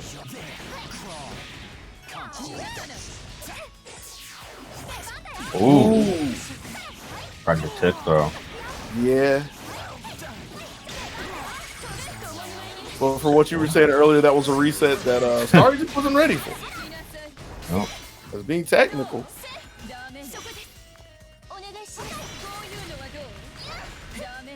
I like the idea. Using the meter just to make sure the ice shard can't hit. Good awareness from Starry to get away from Tekkel's grasp at that point. Looking for the overhead, but Tekkel with the blocks. Oh. But just can't hold on. Yeah. Hold on to 9 though. Gets a throw to make sure the orb doesn't interfere with any of the plans. Gonna take the super. Not gonna be enough to get rid of 9. Send her over to the corner. Sandwich. Doesn't take it. I can. Okay. Tries for it there, but gets out of it. Oh, and then he dies. Yeah. Oh, big counter hit. Not a full conversion, but gets the corner. Right. Jumps away from the Vince. Oh. They're in the air. They're in. It's your best friend. Oh, does he not get a super in that off press? Oh, he's ready for it that time. Kind of wonder if there could have been a super after the dive right there. That could have closed it out right there, but still. Starry. Oh. Didn't think the orb was going to hit. So Tekkel gets a chance to play again. Comes in with a big 5B, and that should be it. Oh, easy. Yes. Yeah. Couple of huge opportunities that just slipped through Starry's fingers. Tekkel was able to walk away from the second game on a pixel.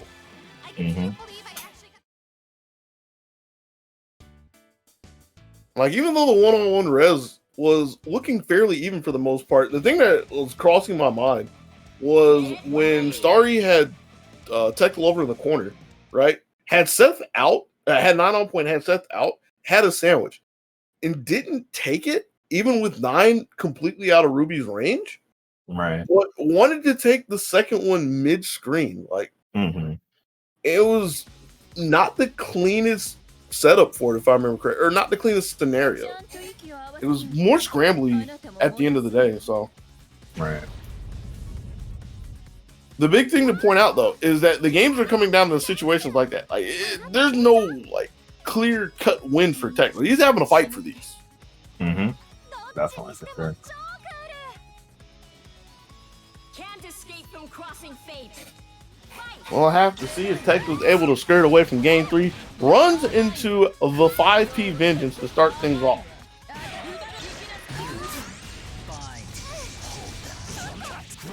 Ooh. Okay. Throw enough on the screen that it's hard to see. Yeah. And picked up with the orb too. It was really nice.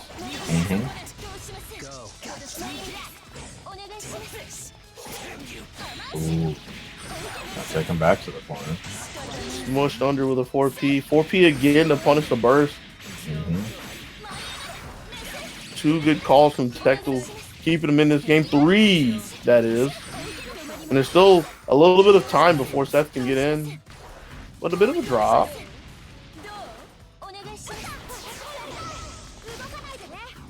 Just up backs. Up backs and air dashes out. Nice evasion from Starry.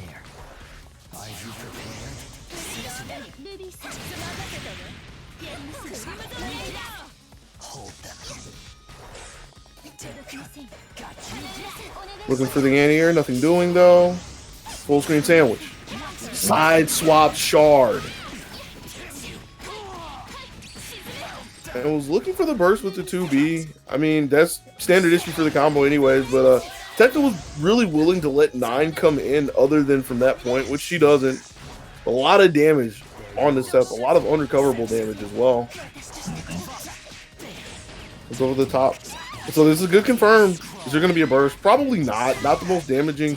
This one will most definitely be bursted. But the question is where? Nowhere, because there's a drop. All the combos on the floor. Somebody's got to close the bag. Cool. They just get the 2B, but nothing version off of it. It's the first one he's hit, but to think about it, that means Tekkel's constantly jumping at Starry, or just constantly in the air, and not pressing buttons. Or just getting rid of Yumi doesn't do too much as 9 gets shot, literally. Yeah. Oh. She's gone. Unless it's a burst, there it is. Yeah. Ruby. Yumi incoming, has to wait for the orb. Didn't believe, but still picks up the 2 Steves. Okay. And just close it out. And you deserve. It was looking kind of scary for a second. Looking like another chance for Tectal to get back in when Starry just wasn't ready for the 5A to hit, but 2C catching Tectal trying to run.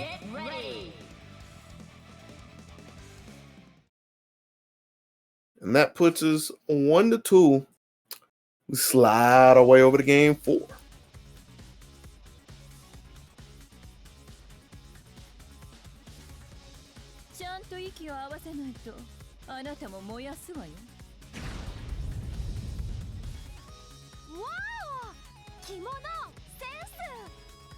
Can't escape from crossing fate. Fight!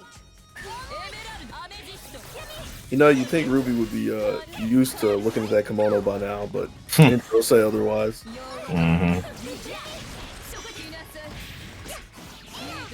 Tried to move away from the ice shards, I believe, or was hoping that they were already going to pass, but they're kind of slow. Wedged into place. Ooh, takes the DP out with the jump. And got him just in time to get the DP on it, so there's not going to be a burst. Ooh. Gets it again.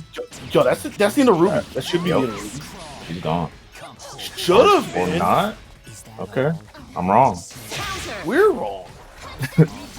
No skill. And hopefully Starry's not wrong for that either. That's another orb again, but can't really do anything. There's a push block. And the blocks, those are good blocks on Tectal. Not good enough, though.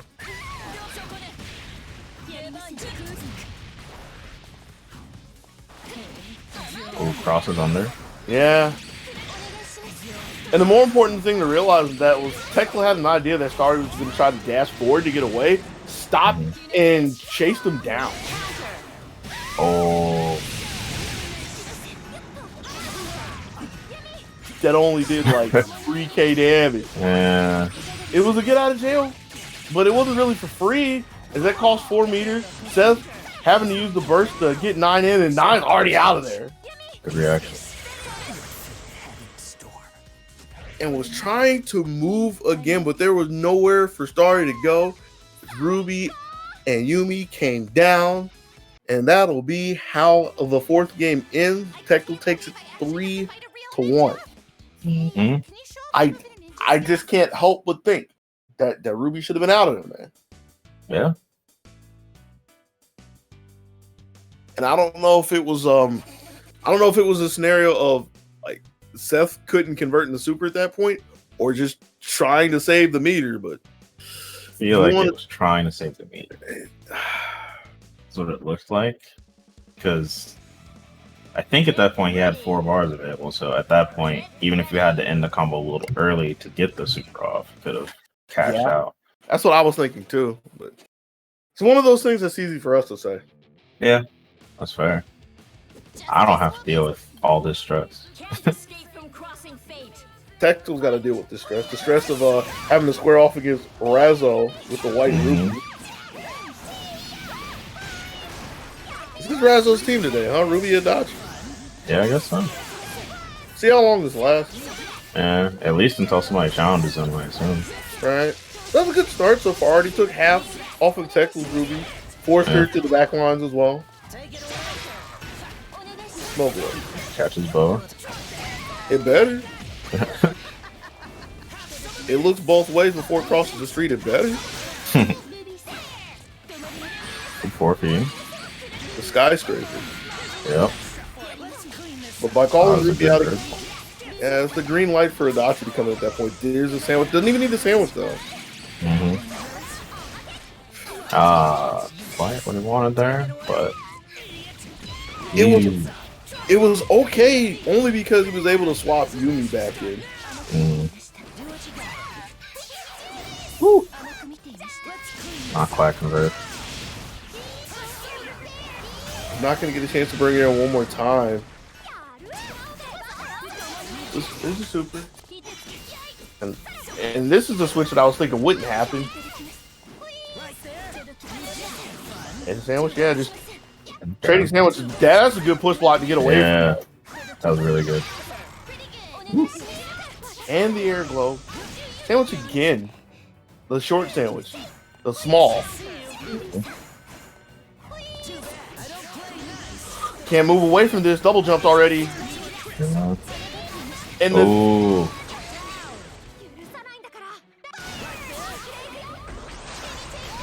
Can catch the people with that JC all day. yeah. And Tectal tried to excuse himself from the scenario, but couldn't really do anything. There was nowhere to run. Razzle took the first.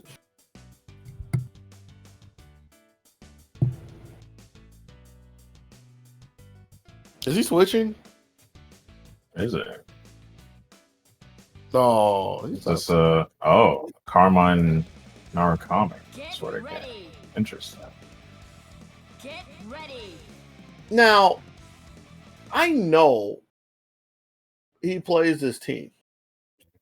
He's played it. I'm pretty sure he's played it once somewhere in ZoneBreakers.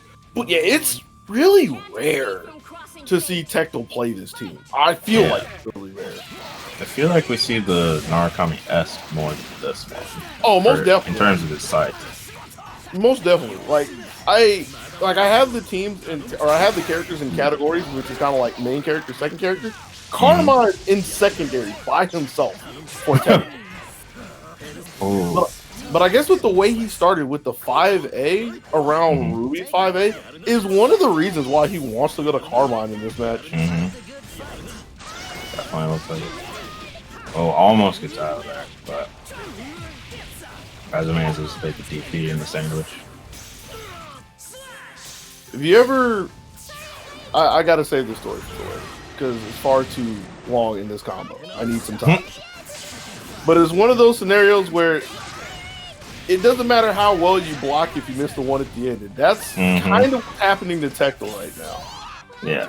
Because he had some pretty good defenses through the sandwiches, but not the entirety. And you got to make it all the way to the end. Easier said than done, but there's a chance for him to come back. Came over the top with the JA.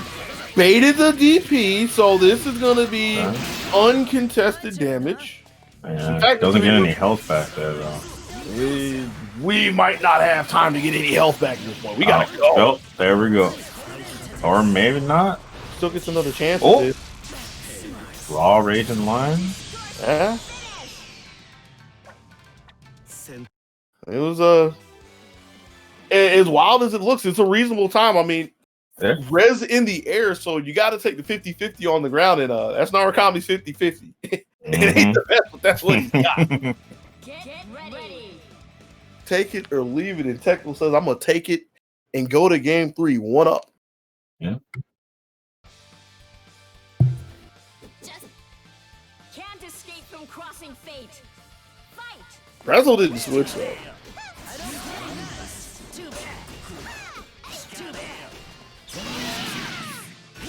Solid. And I wonder if that was one hit of the JA into the 2. I couldn't hear it. That would be really specific if that was on his mind. I mean, that's the kind of thing you want to do with a Carmine. Take the double overhead. Ooh, iron blockable. All right. Ooh. Yeah. All right. Pro tag power. Gets him to get the punish as well. And just before the burst. Yeah. Big deal.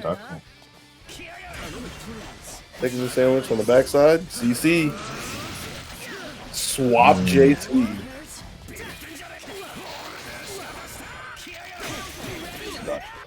Man, just TV out of it. But goes right back in. No convert.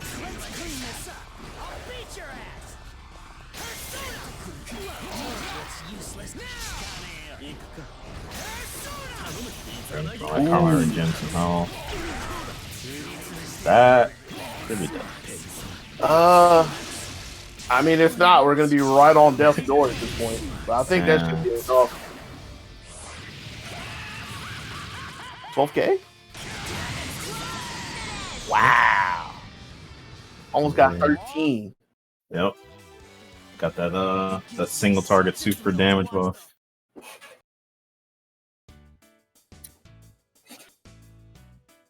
So now, back against the wall. What does Razzo do? Yep. Carmine Hawk. Right. Yeah, man. Got to bring the big guns out. Ready. You know, this could be people stomping grounds, get some practice and everything, get their training. But, you know, when you're the 2-time champ, you ain't just trying to go out like a chump. Can't escape from crossing fate. 5 A's. Up back. Just up back, yep. Had the same thing on the mind, though. Jace, or 5C. Gets there in time. Oh, yeah, so this one's going to be big. 5 A's again. Oh, yeah. Cross raid. Yep. I called it. I'm there. Ooh. Zoomed all the way over there. And that was blue, too. Yeah. Oh, bait up. I don't even know if that was necessarily bait. That was good looks from Razzo. Heads up play, saw that both of them was in there. Tecton was trying to block him into place, so just go ahead and burst and take it away from him. But still, having to take the sandwich, empty jump low. Drops. Gets away from the 2B. And jumps away from what could have been an active switch. But got the backdash.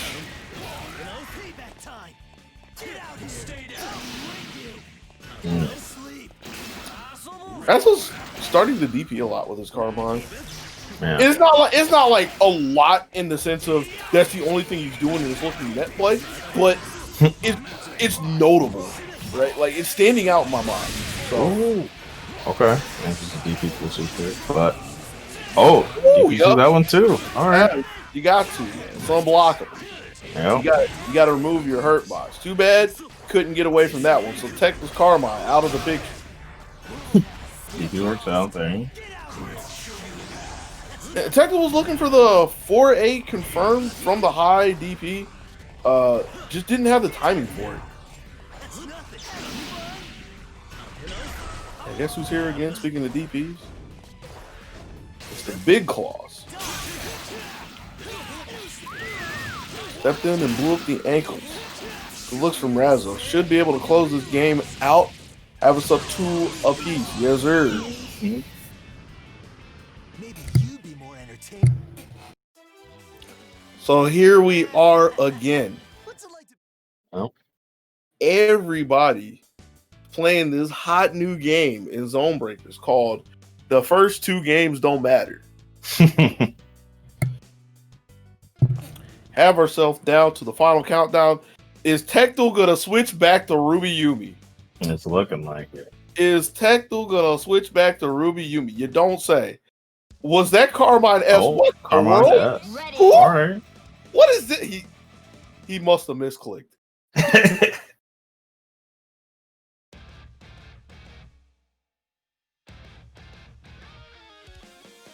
He was walking down the aisle doing his shopping, and he meant to pick up 2 of the same thing, but he didn't realize that somebody like slid what he wanted on the wrong spot on the shelf. So he got the thrift store brand. Right. Yes. That off brand. We'll see what she does in the back for Carmine. She ain't doing much for Carmine right now. She's just watching him take his errand. Cool. JC, what you doing up there? Cross raid? Hey. Yo, you know what you need for cross raid? What's that? You need to rap air horn. Let me stop. The side swap. Ombi's getting on it. Yeah, he probably is.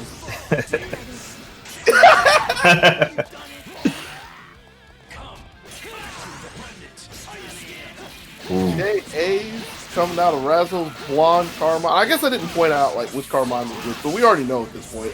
Getting the super before the birth could come up. So if Tectal's Carmine isn't gone, which is not, it's on a pixel. And it's looking really hard for him to get out in the S. Doesn't even get a chance. Blown up by Hawkman in the back. an S. Little awkward hit. Yeah. So it's a chance for her to res and make something happen. It's a DP.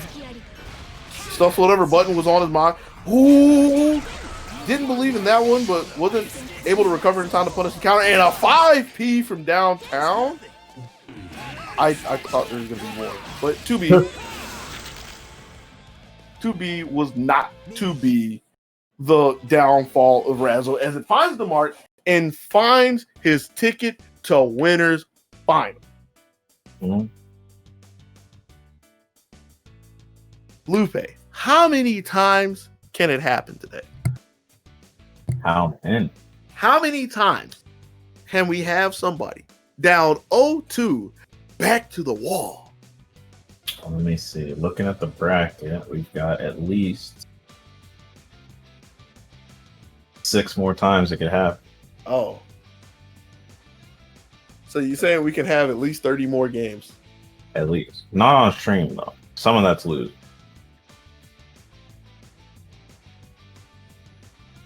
I just can't believe that's the name of the game today, dude.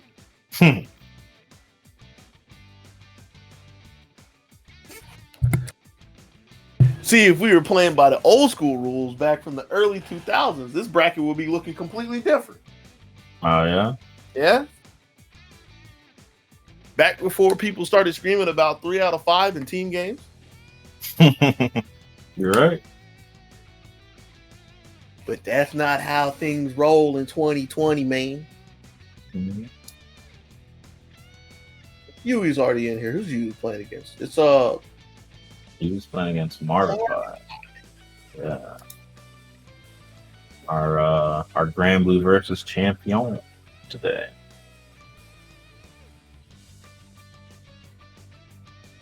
Marvin trying to do what I believe Jan and Tectal are the only people to be able to do. No, just Tectal. Right? Yeah. Right. Tectal's the only person that's won both events in one day. He's done it twice. Right. There was ZoneBreakers 9 where it was looking like Jan was going to do it, but that was the first one that Razzo won. Mm-hmm. So, yeah, Yui's ready. Yui is always ready. I don't know. Those 2 games earlier against Izzy, the first 2, don't know if they're ready, but games 3, 4, and 5. Look, man, I didn't say they were ready to win. They're always ready to play, though. That is true. That is actually very true. Is Yui has always been one of the most eager people throughout the brackets. Mm-hmm. Usually the first one in. Sometimes the first one out. First one out of the room in the scenario. I mean, Yui typically makes it pretty far into the bracket. Yeah. Has a couple of second place finishes, third place finish. I want to say, how many times has Yui been here? Can't tell you about the other 3 at this point, but it has 2 seconds and a third. So I've seen the money quite a few times. Yeah.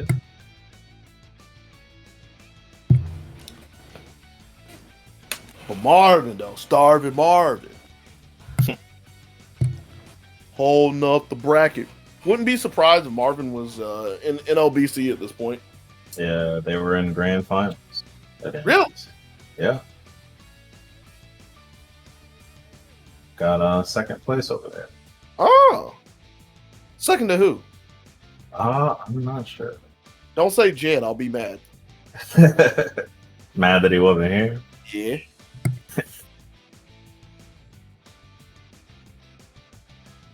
I have to go check their bracket to see. I'd be totally down to watch somebody get dunked. I'm all about that.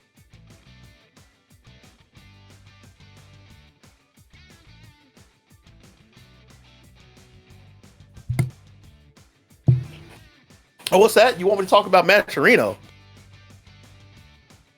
You know I ain't got to say much about it. We've been through Mascherino 11 times at this point.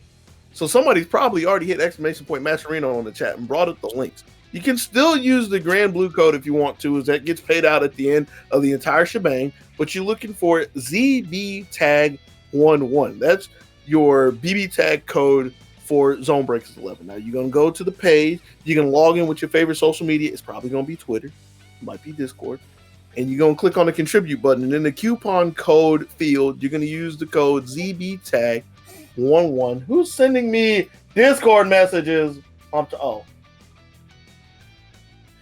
You're gonna use the code ZBTag11, and I thought it was Umbi, but it was Gundam people. All right. Use the code ZBTag11. Yes, I said it 3 times, so you understand what code you're using. Add 50 cents to the pot. Feeling generous, you can add your own money to the pot if you want to add a little bit more, but you ain't got to do that, because there's some sponsor quests that you can do to add a little more change to the pot. Follow this person, check out this page, retweet this thing, subscribe to this YouTube channel, send your tax dollars over there. Nah, just kidding. Let me slow down. I ain't got that one. But yeah, Mascherino. You know it is the blood and lifeline of these online events.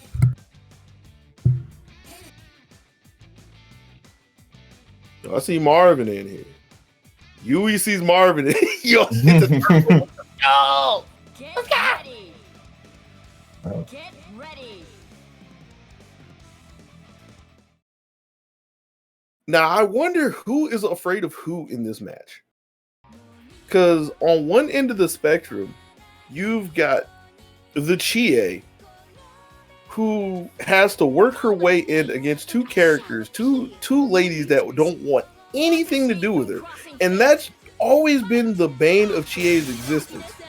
Case in point is Marvin walks away to a 2A to start things off. But on the other end of the spectrum, you have 2 characters that are just easy targets for Chie. Well, I can't say easy targets, but punching bags. That's more of what I'm doing. Because the second they get hit, if Chie has like 4 meters, it ain't gonna look good. Adachi, on the other hand, Adachi just never gets to play. Seems like every time I say the name Adachi today, he's just getting drugged through the mud. Yeah, he's already gone. Yeah. I honestly don't have too many accounts of what's happened so far, because I was going through the motions of getting everybody warmed up to game 1, but Marvin came in pedal to the metal, already in gear 4. You want to talk about a hard game for Chie? This is looking like it right here. Halfway through the level 2 res already, just getting the rampage shunted away before she can even think about a skullcrack. The Resonance only got, just lost their last meter. Yeah. Blissblock didn't want to deal with what's coming at the end of the day. It's only delaying the inevitable. 9's in, doesn't get the hard to block pull, but doesn't need it. Waiting for the counter. 2 more meters for Hilda just to make sure Chie is not going to be able to walk away from game 1.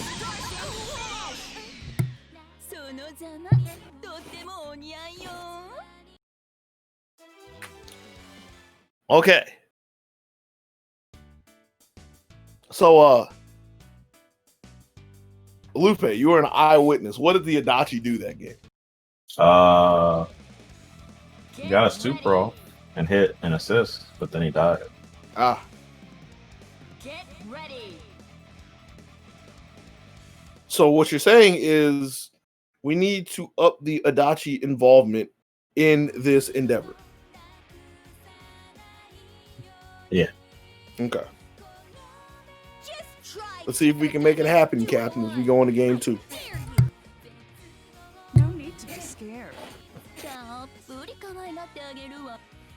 Because, yeah, I really think Adachi is Yui's key into this game. Or, I guess, super jump forward Tomoe is. Alright, never mind. That's not the most damage done so far. I mean, it's a decent amount of damage, but it wasn't too bad for Marvin. The backside, there it is. Takes the throw. Yeah.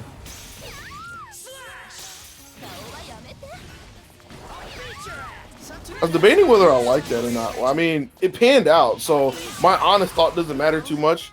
But it's the idea that sets up the fact that Marvin has to respect the throw at the end of the day. And it's, are you going to move away from it or are you going to try to tech it somehow? Cross slash? Oh, yeah. Damn right I waited to make sure that was a cross slash, not an Adam smash.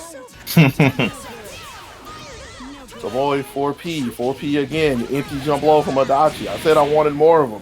Doing pretty good. Heat rise. God.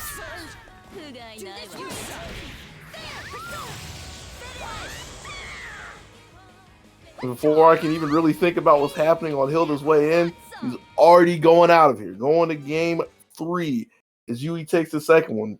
Locked up 1-1.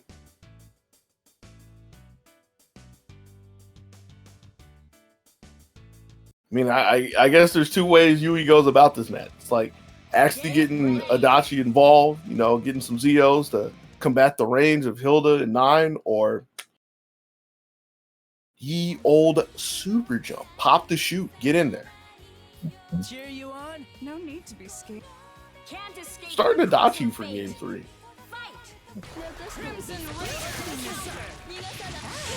And I think was looking for whatever the actual 6P is called. I forget the name of the actual, but got sniped out of that. No, that's not a good deal. Like the deep, we don't care about those. Does it have the range on the? It's both. Yeah. And the JA actually hit, but Yui wasn't really looking for that one, so 9 got to walk away long enough for Hilda to come in, get a hit on a dodge. It's not far enough to get that to hit. Almost an immediate burst too. And it was a good timing on the burst, because the idea was for the swap to come out, right? Even though the swap was a little bit late to stay front side, but with seeing the swap come, you know that you can't get to Chie in time. That made sense in my mind, trust me.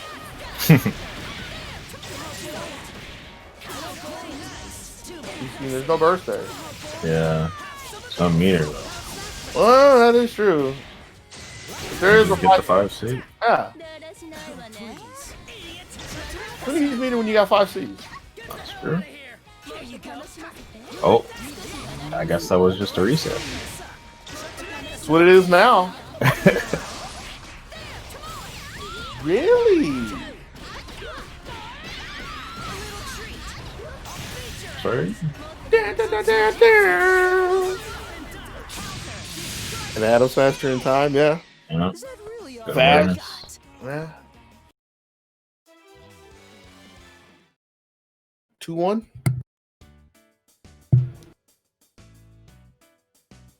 Yeah. Just get in there. That's the plan. Don't need to sugarcoat or anything.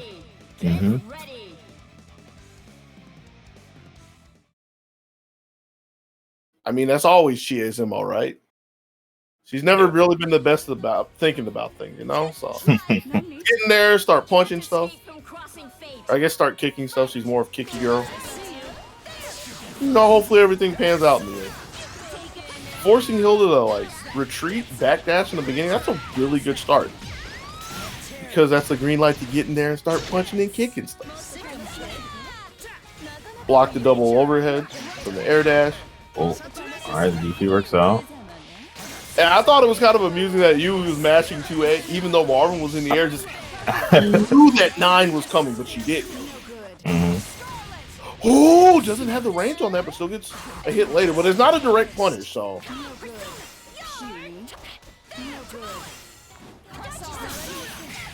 Trying to get away from Chie. Slows her down with a 5B. And gets away. Wow, okay. That's something to put in the archive. Is a burst cut? No. There's the burst. Catches the toes. He's afraid of the 5C this time. Yeah. Especially with a meteor, like, extra assault could have been enough to get rid of 9, so I don't blame Marvin for that. Ooh. Baited! And immediately into super. Yep. So that's the Adachi gone, but the problem is, there's a level 4 res GA waiting out. She's... Oh. Gets far. 9 got out. Oh, yeah. 9 got out. Yeah, just barely. After the pickup. The fielded in the corner. Tomoe, but I think that was a throw that got DP'd. Push block. And a late push block just to allow Yui to come in. Was waiting for something like that. Second push block and the block on the 5C. He's one more time. He's gonna get another. No, I thought there was gonna be another. Jeez! The dragon kick just ran under that fight. What? Bow, bow, bow, wow, wow, wow, wow. You can have a field day with sound clips, man.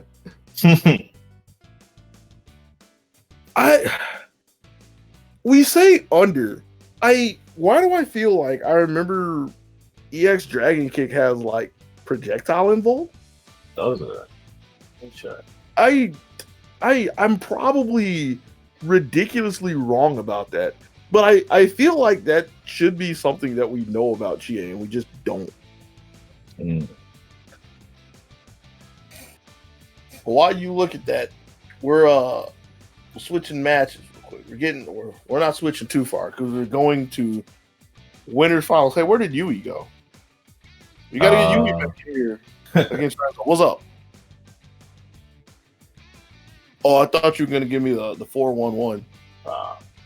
Well, I don't see any info like that on Dusty, but that is my only resource. Oh, so yeah.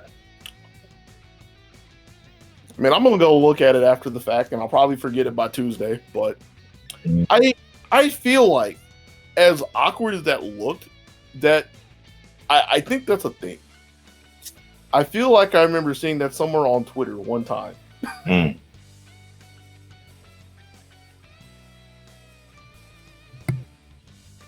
Wait, is Razzo doing this again? Wait a second. Seth Union? Wait. Nope, he's played these characters. They're not new.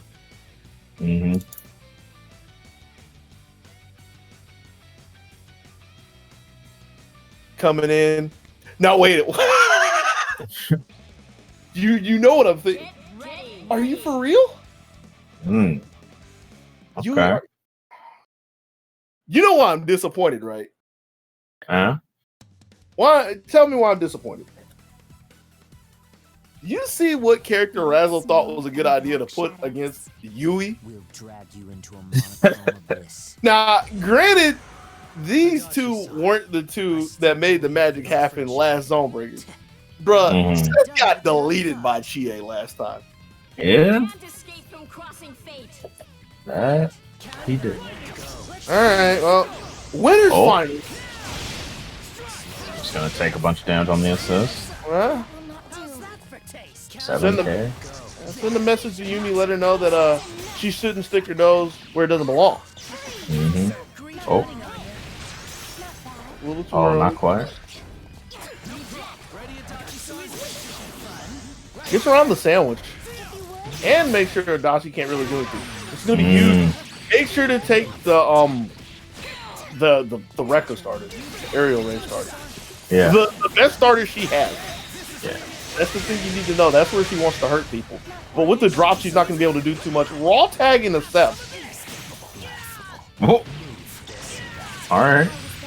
Yeah, get the pickup from it. Get the That might be dead. CC. 4 meters.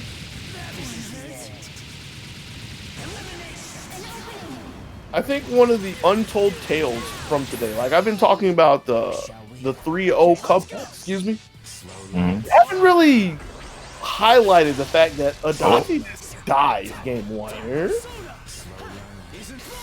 Now, is it me or did I just see that 5B go through Narukami? Yeah. I don't want to call it hitbox magic. Either way, Yui was looking good, except for your friend who's lurking in the shadows. Good old Seth Orb. Mm-hmm. Back tech buttons. Two-way, but I get the feeling that trick won't work again on Razzo. Into the corner, but nothing really happening. Nice. That's the kind of move I like to see with another cross-rated closing out.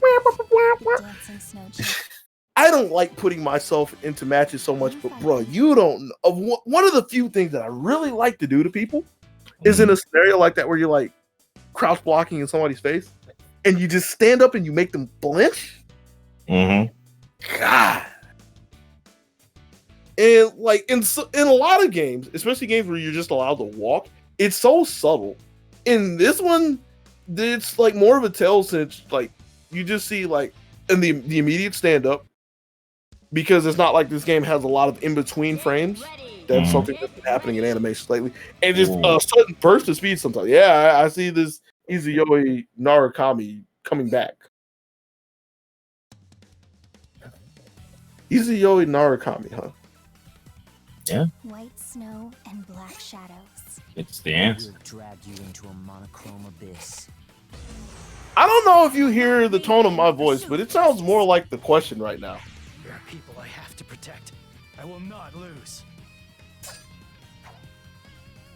Can't escape from crossing fate. But it could be the answer we shall see. Ooh.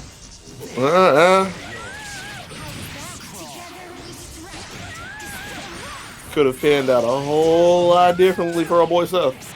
Mm-hmm.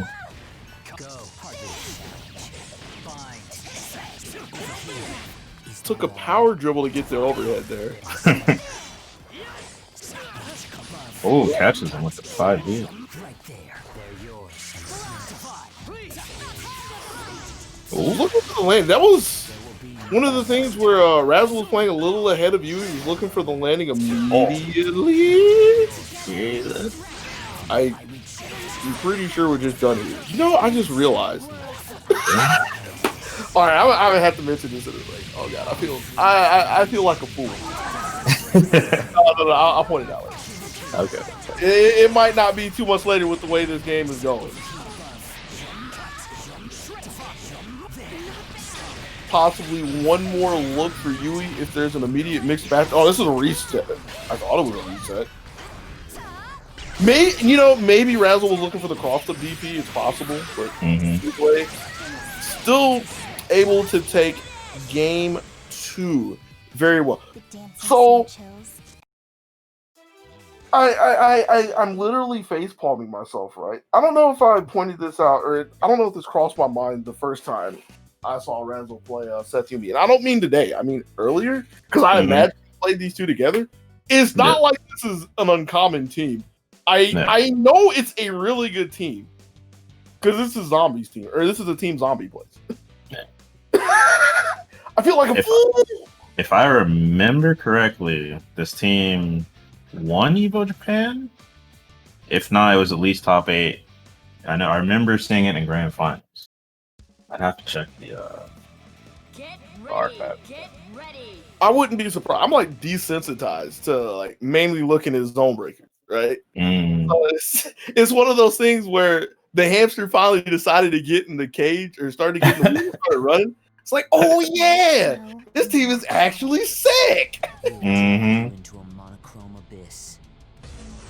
This is also one of those things where it would make more sense if I saw it on like somebody I didn't know or somebody I knew who played the team, and it's not breaking the expectations of what I have of Razzo. Either way, taking it to game 3 with Yui sticking with Narukami and Izuyoi.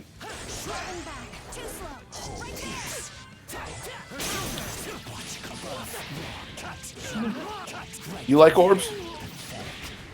Not really. Well, Razzo likes orbs.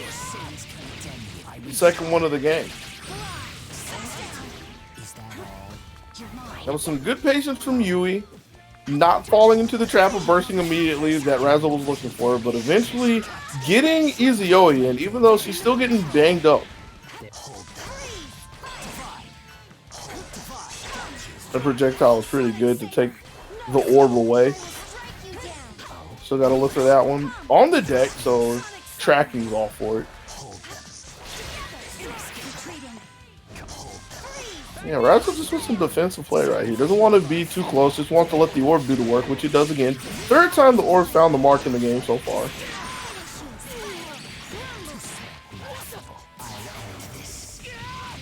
Doesn't have enough meter for a second super, but damage has really been done at this point to Narukami.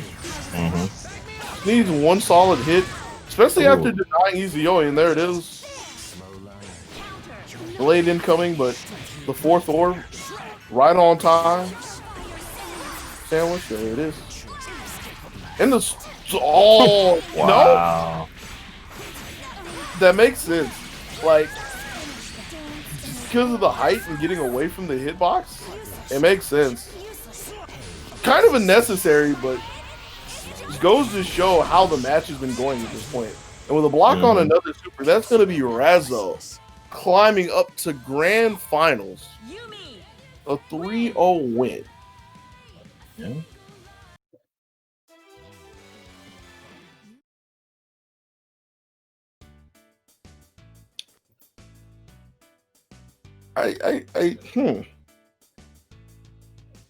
Narukami Izuyoi, huh? Yeah. I'm not questioning the team itself.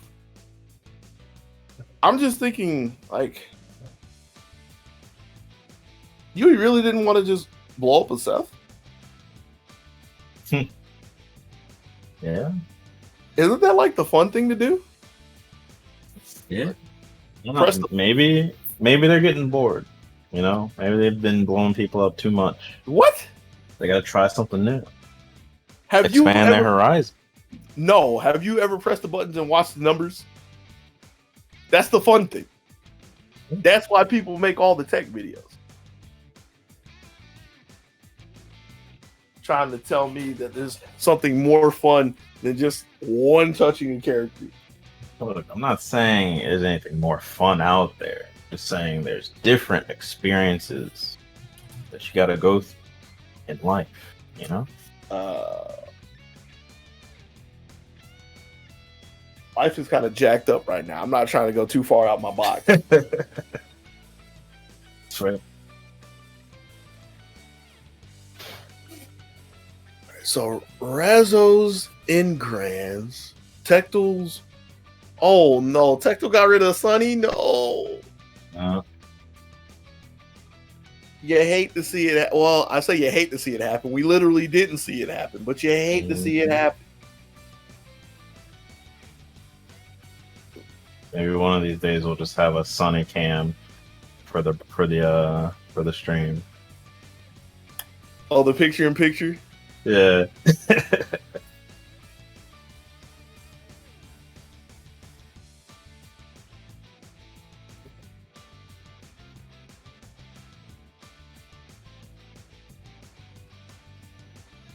So Marvin and Starry.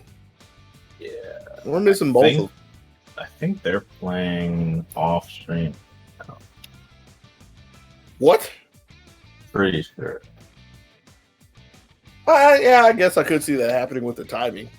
Yeah, I think it just happened to be going on at the same time as the last match, and that match ended a bit faster than we were, prepared for. That happens sometimes. Yeah. So that means we have a little bit of free time. Mm-hmm. So what, you got a topic? Nah, man. What you want to talk about? Oh my! What did I tell you last time? That's what I got to talk about. I told you got to have a topic ready for scenarios like that. And I'm pretty sure with me saying this jarred your memory. And you're like, oh yeah, you did say that, right? Nah, you never told me that. I'm pretty sure I told you that because the last time I took the low-hanging fruit. You remember what that was? Nah. What was it? What's been your favorite match of the tournament so far? You know what? What's that? I think my favorite match of the tournament so far was Sunny versus Kaoruko.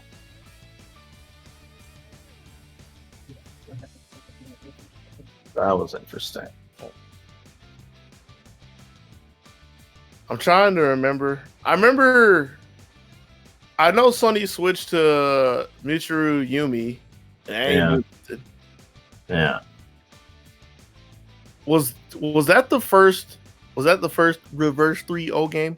I think it was, right? I think so. Because Kyle was playing like something I literally don't remember at this point. And, and then the only other one before that was Teen Ryu versus Hate Izzy, but I don't think that was reverse 3-0. I think that was back and forth for the 3-2. Wow. Man, we've been sitting here for a while. There have been 1, 2, 3, 4, 5 games that went to game 5 so far on stream. Yeah. Actually, it's 5 in the tournament. 5 on stream. And then the rest of them were 3-0? No, we had a couple 3-1s as well. There have been some 3-1s. Yeah.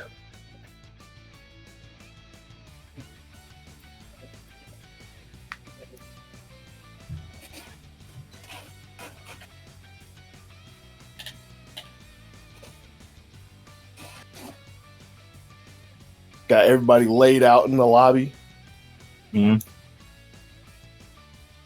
Oh, man. I guess we should have excused everybody to go get, like, some snacks. Go to the bathroom real quick. Yeah, you got some time.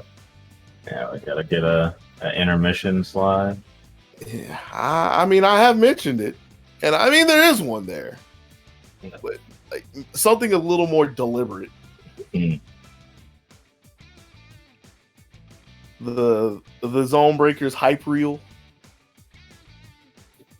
And look forward to seeing what we add to it from this one. What are the highlights that have to go on?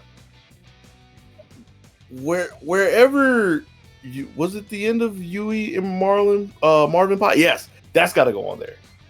With the EX Dragon kick, that's got to. Oh yeah, definitely. What else?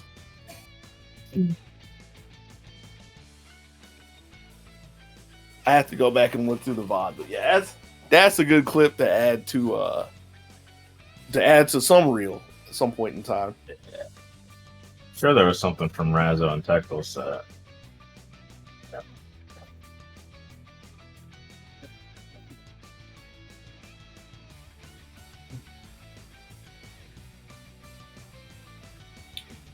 I'm sitting there thinking, I'm like, maybe.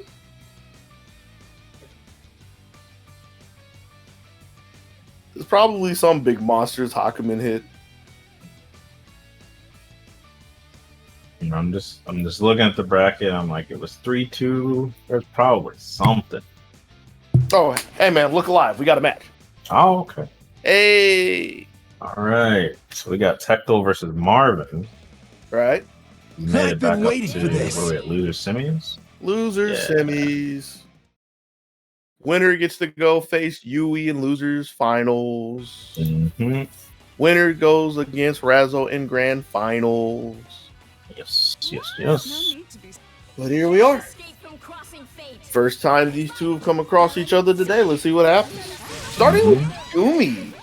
Just to have a little more range to combat against Hilda. Didn't really pan out too well as Marvin was able to wait and get the burst and the punish as well. Ooh, gets clipped by the overhead. Oh, there was no clip. That was right on target, straight in the center. Hard the blockables.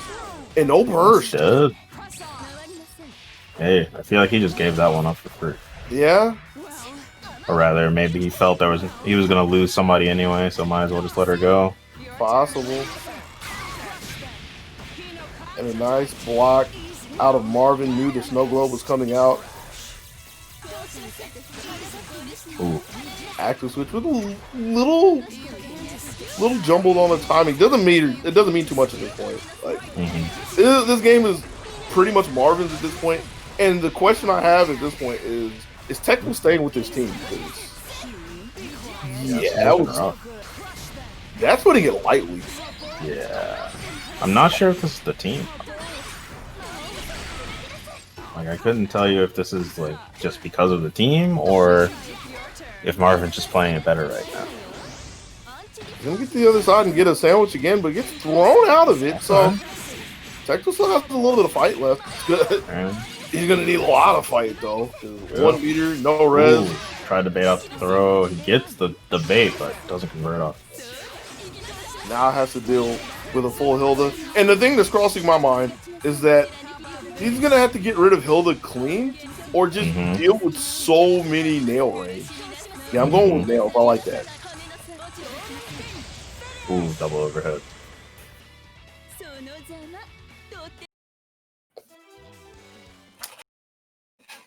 Where does he go? You can't convince me that he sticks with this team. Not even one more game? You can't convince me. Because that was terrible. Yeah. And if he's gonna switch, he would like more. Oh. Get ready. Yeah.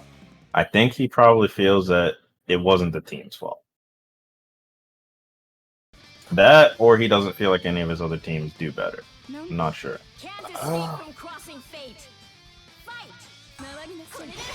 Jumping away from a Hilda 5-8 to start. Sandwich. Oh, the fork doesn't. Yeah, that was. I'm surprised. It's the only time I've seen Ruby 4P miss. Isn't she wearing heels? How'd she get away? But still, Yumi able to get a 5D on Hilda. Things are already looking a lot better for Tecmo. Oh, that hit too. Yeah. The immediate burst before there's any recovery. Oh. See, this is the scenario that Tecmo wants. Like, Ruby able to run at any one of them. Saw 9 desperately trying to get away, which she did for the second, but...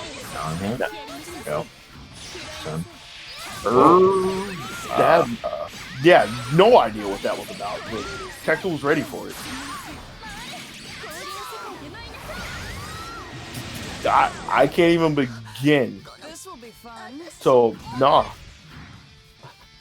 My only explanation is maybe, like, Marvin accidentally grazed the DP button.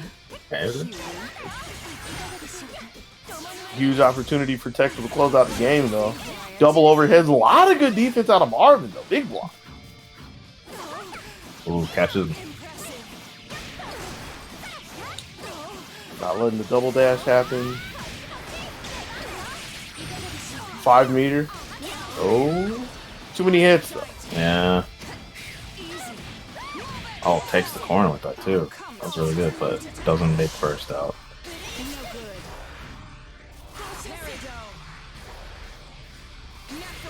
I get the impression that it's kind of hard for 9 to do that. Like, it's feasible, but she doesn't really move too much in her combo. Yeah. This is the prime Tecmo position right here. Character lead, res is gone, time is under 100 seconds. Oh, yeah. On the back of a dash with 5A. Has 2 meter and a CC. Just drops it. Maybe that's on purpose. I'm not sure. Maybe he couldn't kill with it. I'm pretty sure that was a drop. Yeah. Pretty sure that was just a little bit of slop there, but game 2, so much better than the first one for Tecmo. So what's the response from Marvin? Does Marvin think about switching? Looks like he might be. I mean, I said Chie? that. Is that a Chie I saw? Yeah, it is. Hilda Chie. Get ready. Is this a Dora team? A Dora team? That's an honest question. That's an honest question because I've seen somebody play this team. It might be Marvin that I've seen play this team, like in a couple of VODs. I want to say this is the first time Marvin's played Chie here, which it is. But it's one of those things where it's like it feels kind of goofy to look at, but I know I've seen somebody play this. Yeah, I've seen a couple people play this. There were a couple people playing this game at KIT, or at least one person. I remember. Ooh, side swap.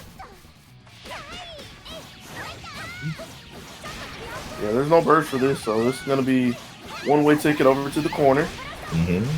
Marvin's going to get the burst first, so able to defend if they need to get Chie out. The blocks check out. TRM.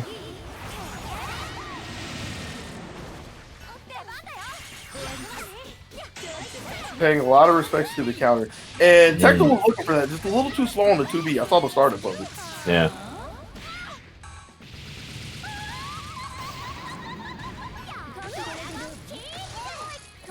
So gonna be, or is Ruby gonna be able to get out? There she goes. Oh, Dragon Kick assist.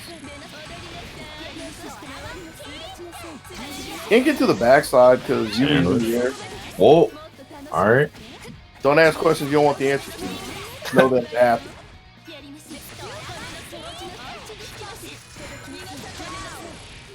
Oh, Skewer comes through and kills me. Yeah. Chie is going to be behind Ruby as well with the 4-piece, making sure that Ruby can't get away from Tomoe. And that's going to be the end. Now, even though this was a switch to Chie, and even though Chie did some work, I kind of feel like a lot of this was really on Hilda.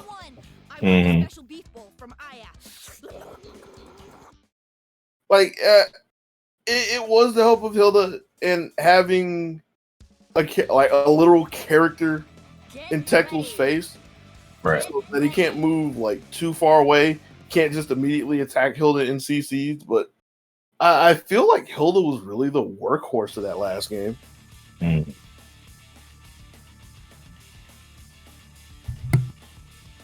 Nonetheless, this is match point for Marvin.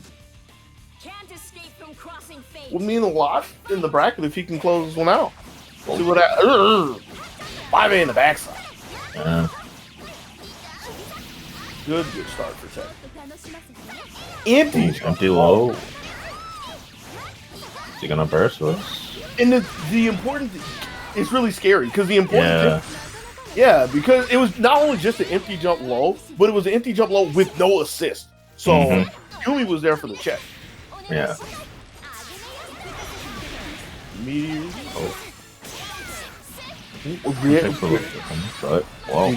Bro, did you see what I saw?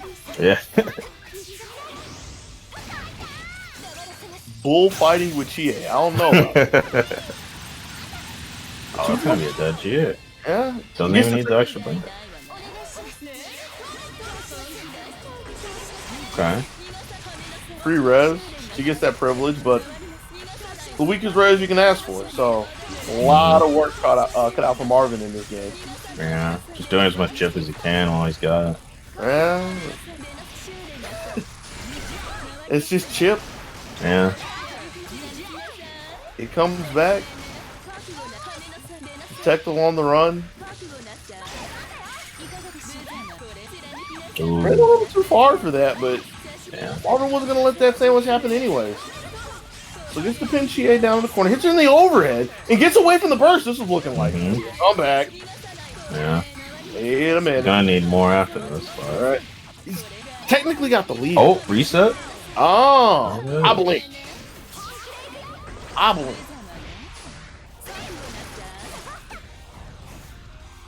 Running away, running. Oh, can't get down in time. Yeah. The 5A that caught something. That takes the res time away. Yeah. Alright, Phil is firmly in the lead now. Oh! Just gets hit on the nod. Oh! Alright. That's Marvin 3-1. Yeah. And the thing that was really good about the end is Marvin sitting there getting the hits on Tectal through Tectal's res in the corner, right? So the low-hanging fruit, and I use this again because it's so fitting to say for Hilda, the low-hanging fruit is to leave your opponent in the corner right there, right? And just run a mix-up because they're not going to back away from it. But Marvin went ahead and shot Tectel out of the corner, full screen. So that there was no chance of a response, like literally no option for Tectel to do. I can't remember if he had the meteor for meteors, but other than that, literally nothing Chie could do. So smart. Yes. And that's going to be Marvin's ticket to losers finals. Took a little bit of a walk through the bracket of alternative success, but is here against Yui. Yep. Let's see. Okay, and this is a rematch since Yui was the person who put Marvin down into losers in the first place. Yo, Marvin over there flashing the ready to go. Let's go. Okay. Chimer. We'll see.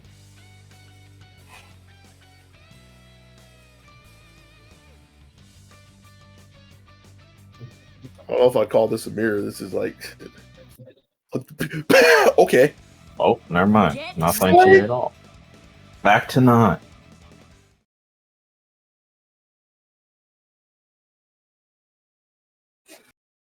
Kind of feel like this is trying to prove a message at this point. I mean, this was the matchup earlier. All right. Need to be scared. Can't escape from crossing fate. So does Marvin have the answer to Oh, solve the Chie? right. Put all the hitboxes in front of the Chie. That's a good start. Running at the Chie, not so much. Empty jump low. Marvin's ready for it. I'm a low from Tomoe as well. Oh, More so got from the corner somehow. All right. More surprised than Marvin for it. Yeah, that was pretty good defense in the corner there.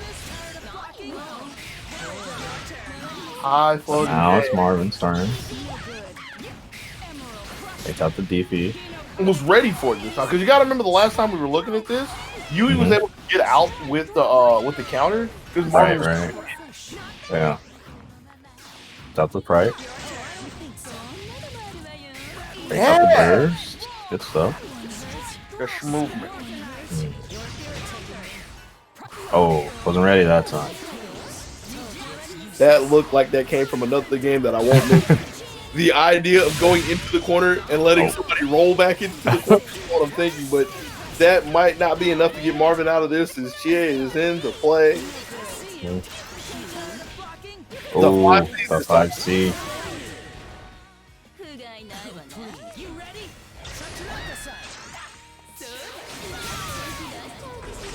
So Yui tried. Have the angle for it because I feel like if Chie kicked a little bit lower, that would have worked. Yeah, I don't know. So. Gets a keyboard. Yeah, there's 2 bars. Yeah. This might be. Not quite. Got rid of the res though, so Gambare. Oh. That's a big one. Yeah. That should be done. Yeah, but that's at the cost of 2 meters, so this incoming means so much for both of them. Alright. This still panned out. Oh, tech forward. Yeah, tech forward to Moe. Yeah. That's the new TFT.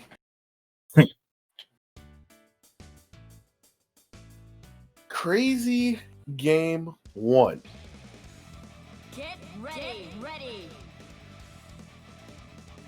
We're just going right back in there.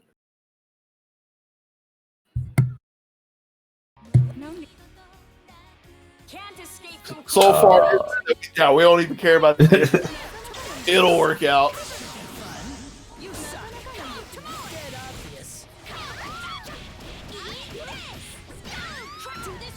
Kind of makes me think of the classic JoJo's line that I actually don't know the line of, where But the base concept is, I can't believe you get this close. It's like, yeah, well, I want to kick the crap at. Oh, yeah. I don't remember the direct quote, but I mean, that's how I feel about that intro right there. That lack of. Because I'm pretty sure both of them were mashing started like, no, we just want to get in here. Lay hands. Hard to blockable. You ain't blocking them. Oh, almost there. Yeah. Oh! Yeah. Look how Marvin trying to move after the C's. The B's. Chaos. Yeah. Sheer thunder. Moving so fast you can't see. You just hear the snaps and cracks in the air. Locked in. A hit will probably lead to a burst. But Nine able to get in. Okay. And at the range, you see Marvin's hitting in a really specific range that Yui can't do anything about. Tried to counter out, but all for naught. Not enough meter, though, to get rid of Chie. So I'm going to have to take one more look. Oh. Sandwich. Wasn't ready for the swap. Oh, yep. It's enough. Resonance got this. It's everything you want. But doesn't get down to the JB when Adachi comes in here, so looking kind of scary. Adachi could have been gone at this point, still under fire. Caught with a JB on the way down. One-on-one. Chie up backing for gear wide, just waiting for the res to end. Yep. Imagine she is looking for a chance to pop those meteors. Oh.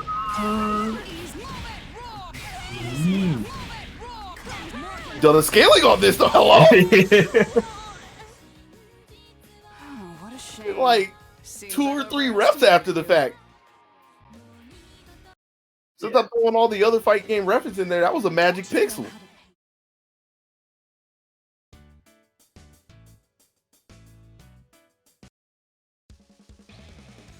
A tight battle, one up. Mm-hmm.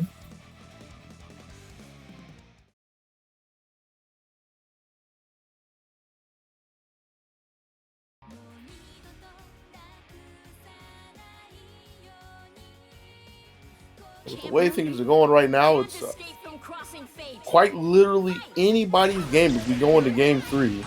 Marvin doesn't want anything to do with Tomoe. Just up backing at the start. And the DP, I'm pretty sure Yui could have blocked that, but just didn't really recognize what was happening. It was an awkward time for DP, though. Big 2B. And waiting for this. Could quite possibly be the end of Chie right here, especially with a CC.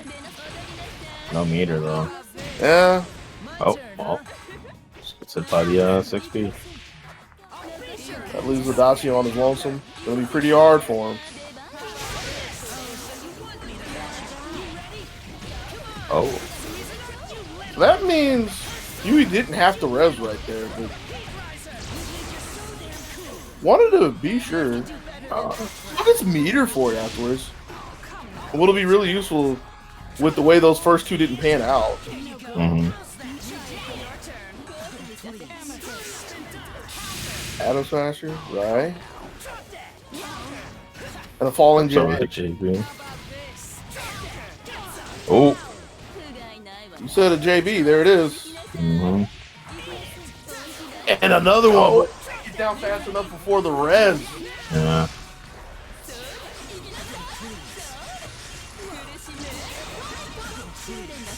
He has 2 more meter to do it again. Hold on to it. Try. Well, but that's another early JB from the air dash, the one that Yui can't convert from. Overhead from downtown. That's going to be Marvin taking the 3rd game up 2-1 in the run back against Yui in losers final.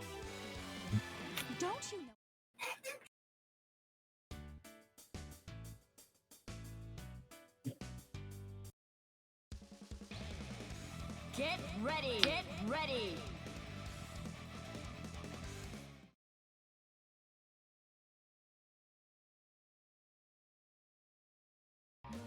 So I got to throw something to you. What's that? I'd have to check the bracket for this, because I don't remember off the top of my head, but this could have been the losers finals from last Zone Break. All right. You remember who got second last time? ZoneBreakers? Yeah. It was Yui, right? It was Yui. Looking kind of hard with the way things are panning out right now. Marvin gets a block and a punish on Adachi on the way, and still hasn't been touched in his fourth game. Overhead one more time. Has some meters. Yeah, this is looking rough. Yeah.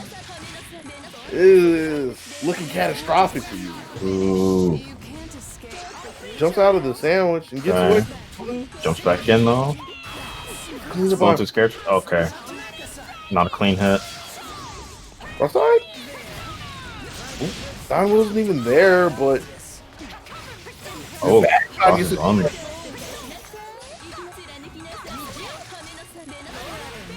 Try to back dash away, but gets Adachi in, so. How about this, shall we? Crimson Raider. He's trying to hang on, but this is looking really rough. Gets blown up from the ground. Chie is the last line of hope. Gets tagged once, gets a power charge. That's not gonna save her though. Nah. And with that, Marvin Pie taking it 3-1 over the person that put him down in the losers bracket is going to get a chance to square off against Razzo in the grand finale. Now, first off, who sent me a message in here? Oh.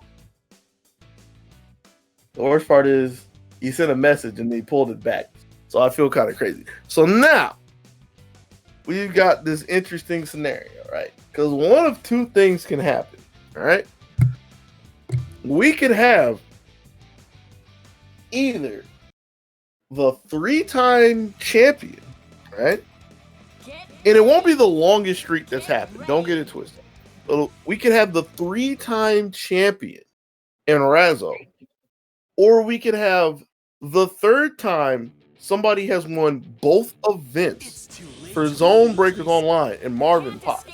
Razzo only needs 3 fitting numbers to take this tournament.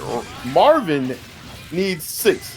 And by getting hit with a 5 seed to start, not off to the best start. For a second, I thought Razzo stuck his foot out after seeing that. Woo. Cross raid keeps him in the corner. Oh, and all right. Well, let's see what this Hilda's doing. 9 ain't about that life right now. Razzo just fielding it. Waited for a second, making it seem like the throw was a good idea. Caught Marvin reaching. CC has 2 meters as well. Just take another cross raid. All right. Double over. That was quick. Yeah. I didn't look at the time. That was nowhere near a record, I believe. I actually feel like it was 26. It was quick. Hilda Chie.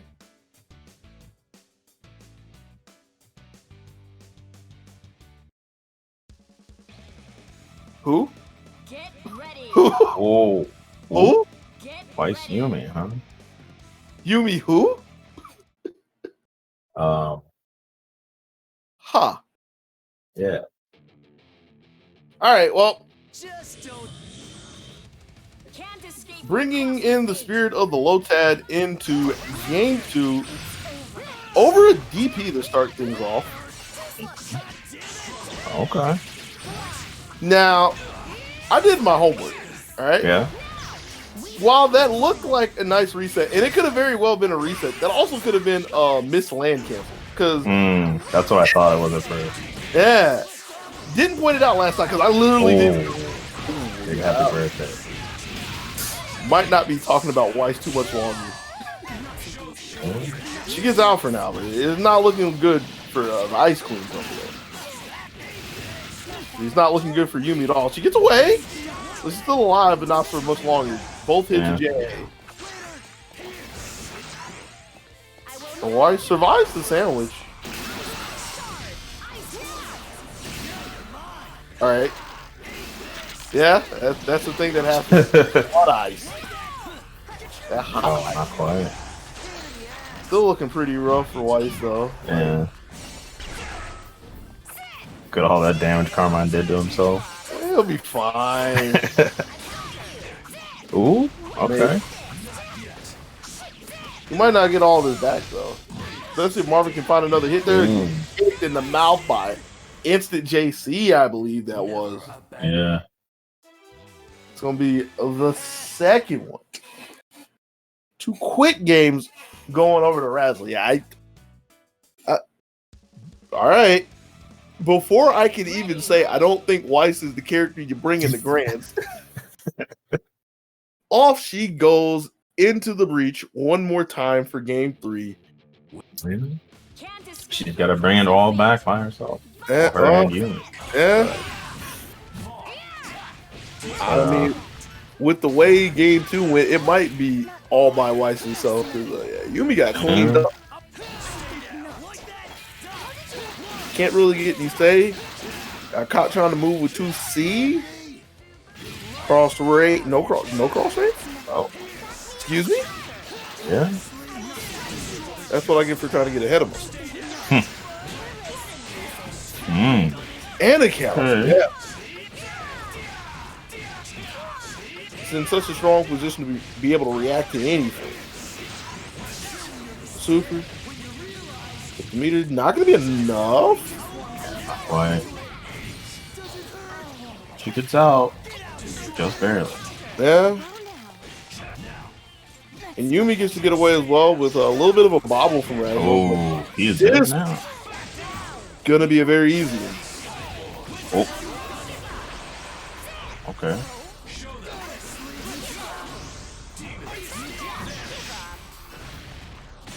Marvin's still here though. Gets a throw as well. So he's gonna get the most life back they can possibly get. Good. Try to go for something tricky there. That was good. And then the JC hit behind. Look, after blocking the double cross up, Razzle deserves that. All right. All right. Razzle deserves it. Don't need to say too much more about it. Not only a display of offensive prowess, a little bit of defense as well, even in times where it wasn't the most, the biggest priority, the most priority. I guess I could have said that. It would have been awkward. But nonetheless, 3-time champion Razzle leaves Marvin Pie holding down the number 2 spot and Yui down in 3rd place. No. Had a lot of games today with BB Tag. A lot of good games. Had many game 5. But even though we had a lot of game 5s with 4 characters, had a 3-time champ, and we had 2 commentators talk about it, and 1 tournament that was looking pretty good, there's going to be nobody left because you got to get up out of it. All right? Appreciate all of you who came to chill with us today for ZoneBreakers 11. I'm pretty sure we're going to be back in 2 weeks. We better be back in 2 weeks because that's a pretty prime tournament to have if you're not thinking about it. But I'm pretty sure that's going to be the first Belial turn. Yes, that's why it's a pretty prime reason to have a tournament. But we'll worry about that when we get there. You got to book in this one. They got to close it out by telling everybody that they the best for coming to chill with us today in the chat. They the best for coming to chill with us sometime down the road in the VOD, whether the Twitch VODs or the YouTube VODs. You're going to do the YouTube VODs because Twitch VODs, you're not, do whatever VOD you want. You do you, right? Because we still going to thank you for being with us. With that being said, I'm up out of here. Lupe, you got anything you want to add, man? Man, I think you said it all. All right. Well, that's the end of ZoneBreakers 11. Until next time, be easy, yo. Peace.